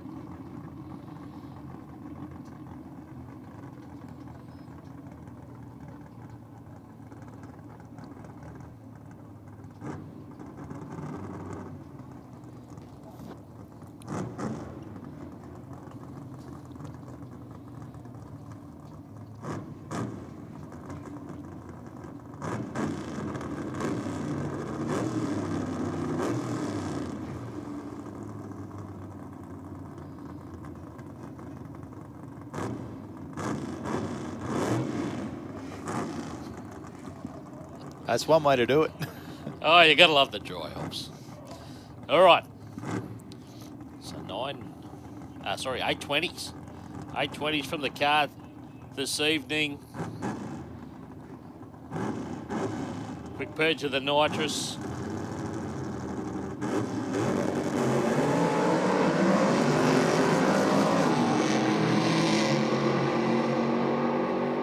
Oh, sorry, that's got to be a load of fun.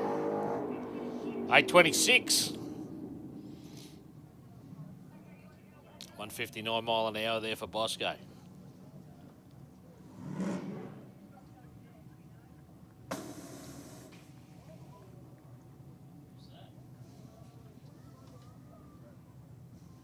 Something happened down there.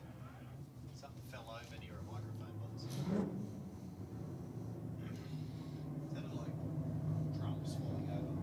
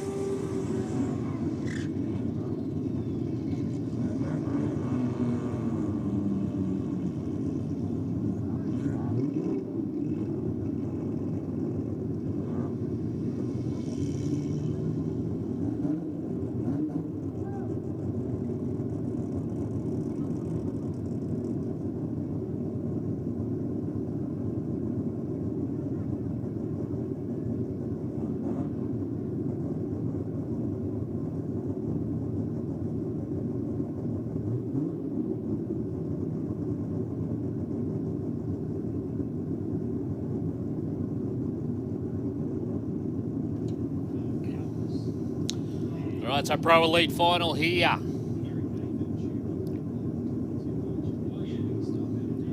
Match up here, Anthony Matuk takes on Pack Racing. So battle of the workshops here.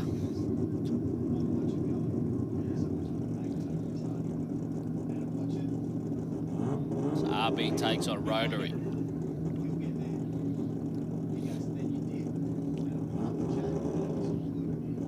Handful of 650s this weekend for the RX8.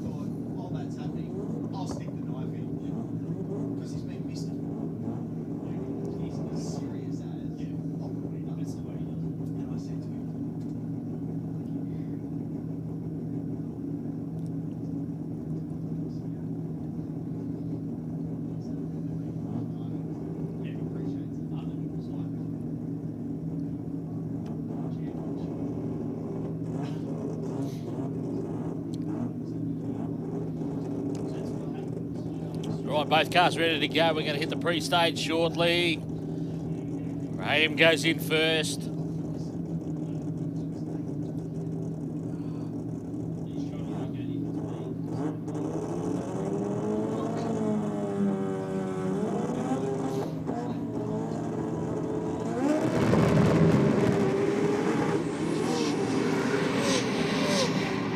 Big steer job here for Matuk.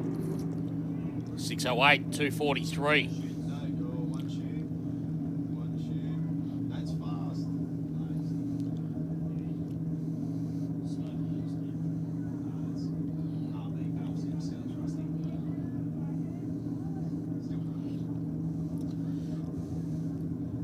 So unfortunately, RX8 didn't get away from the start line.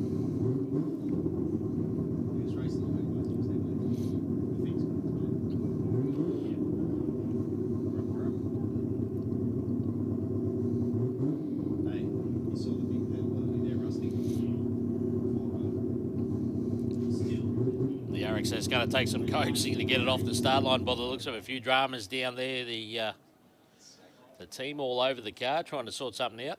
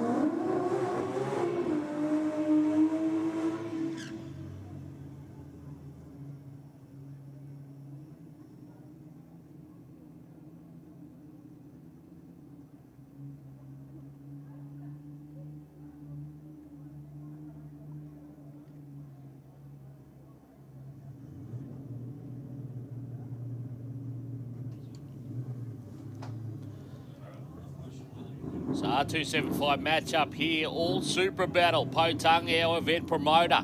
The boss is out there getting a crack at the track. And Sydney beside him.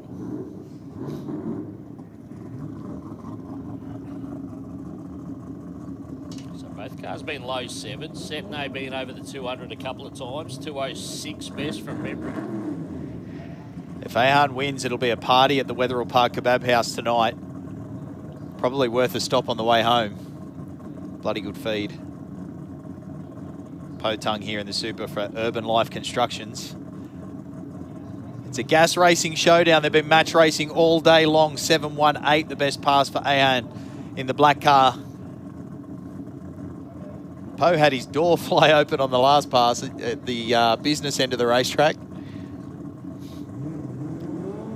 Side-by-side sixes would be nice. Let's see.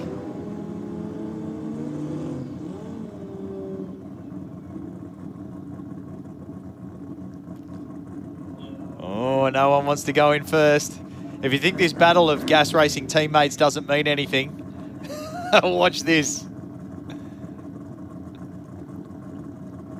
Some kind of drama here for Sydney. There's a bit of smoke coming out of the car. It's had a go on the transmission already. Hopefully it's not... no, that's game over for Sydney. This is the Poe Tong show. Has a couple of stabs at it, does enough to win the match race and the meet against his good buddy.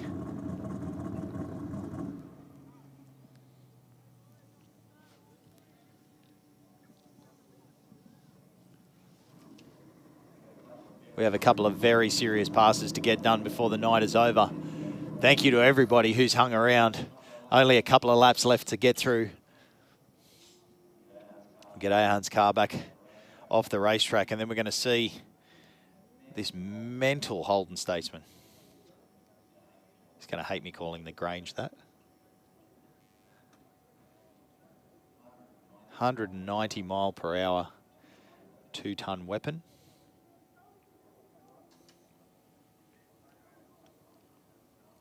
It'd be good to see it on the scales, actually. Oof. If the scales just take it. Just to see the number.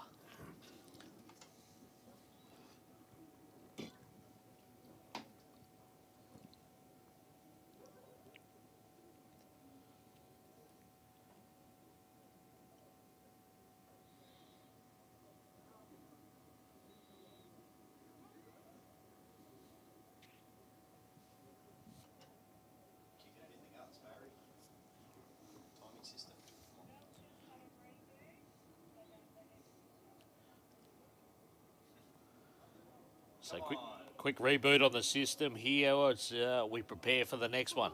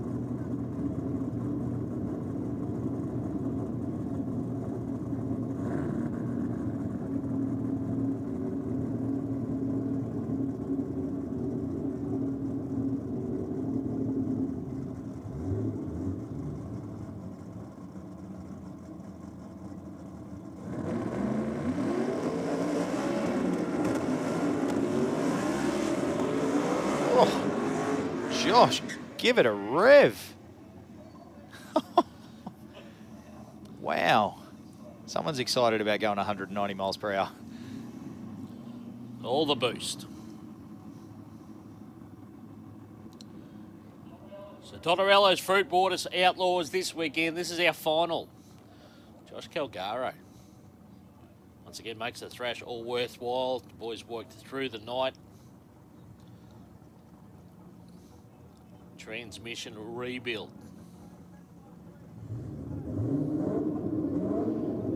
There's been a few busy transmission builders.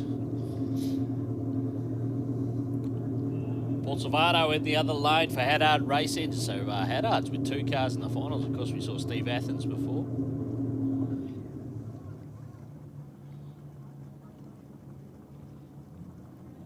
I would love to head south with 2 wins.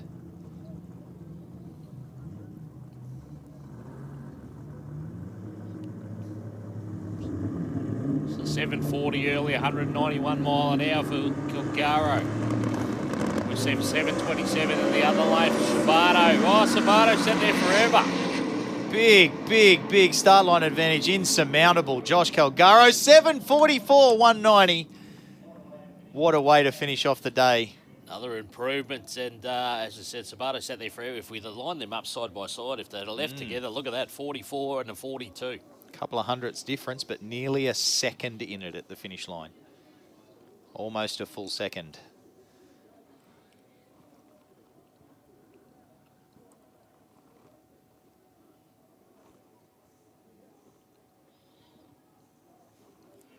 Extreme bike final.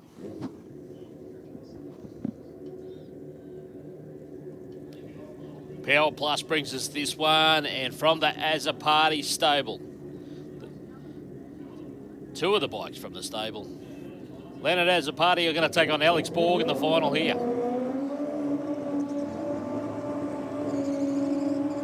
Well, it's the matchup some may have predicted, Shagger. Leonard Azzopardi's just been going from strength to strength, running 210 miles per hour every lap. Alex Borg has been in the bottom 7s and high 6s as well. I'll tell you how much this is a team effort over there in the Borg lane. That's DN bringing him in. Just had a cracking day, running all of the 9-1s. With a different style on the bike for the start line. Leonard's bolt upright at the moment. Bit of a wheel stand in the right lane. Leonard has a party straight down the middle. No push to pass. Here's 686. 215 miles per hour beats a 693. Absolute matchup of the day in Extreme Bike. Awesome job. Well done, Team Azzopardi. Cracking final. The slow bike was at 213 mile an hour for Borgie. That's insane.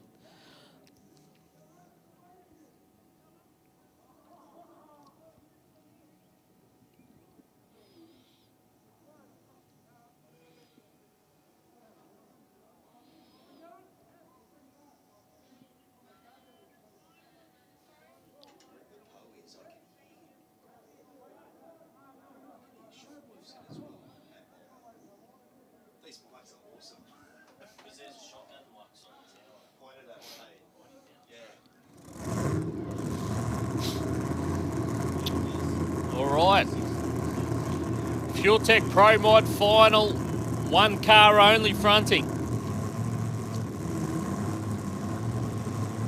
It's our second quickest car in qualifying. One of the quickest cars here today has run a 560. Big time horsepower on board. Lots of driving experience, massive tuning experience. Time to party, Paul Canole. If you've liked what you've seen, please tell your friends. Grudge Kings will be back. Keep your eye on the website or the social media channels. We've had a fantastic day here today presenting racing for you. Thank you for coming out and enjoying an excellent day here at Sydney Dragway. Thank you to all of our sponsors for being here. We've had an amazing time presenting the categories and the overall event that you've helped sponsor and present. A huge thanks to our major sponsor, Tuner's Edge, Arthur and the crew, as we spoke about earlier, supporting events like this all around the country. Motorsport events of all types and actually living and breathing what they're selling. They all have cars, they've all got projects, they all race. So they know what they're talking about. Do speak to the Tuner's Edge team. The next time you need an upgrade for your car, maybe to bring it out next time for Grudge Kings here at Sydney Dragway. As we watch the last pass of the evening, Paul Canole in that amazing supercharged methanol Hemi-powered beast. Paul Canole racing. Sean missed it out there on the start line. This is going to be a goodie.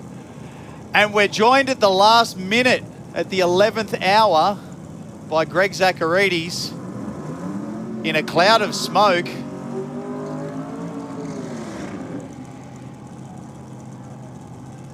This is interesting. Where's he come from? I don't know, but there's a trail of fluid out from underneath the car. Look at the smoke. That ain't happening. I think it's reasonably unlikely they'll let Greg run. There's a trail of something from underneath the car. So, I mean, as hard as they've tried.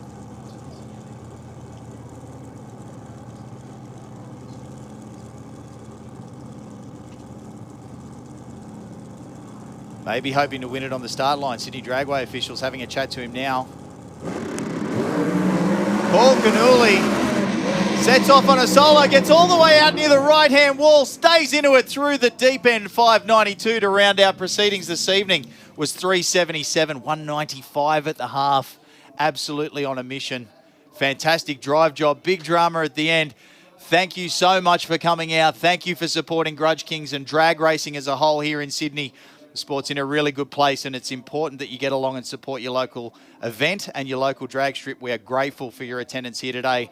If you'd like any information about Grudge Kings, our sponsors, when the next event is, or just want to buy some merch, I think there's still some left in the pits right now. You could probably get that online as well. Check out grudgekings.com.au, hit the socials.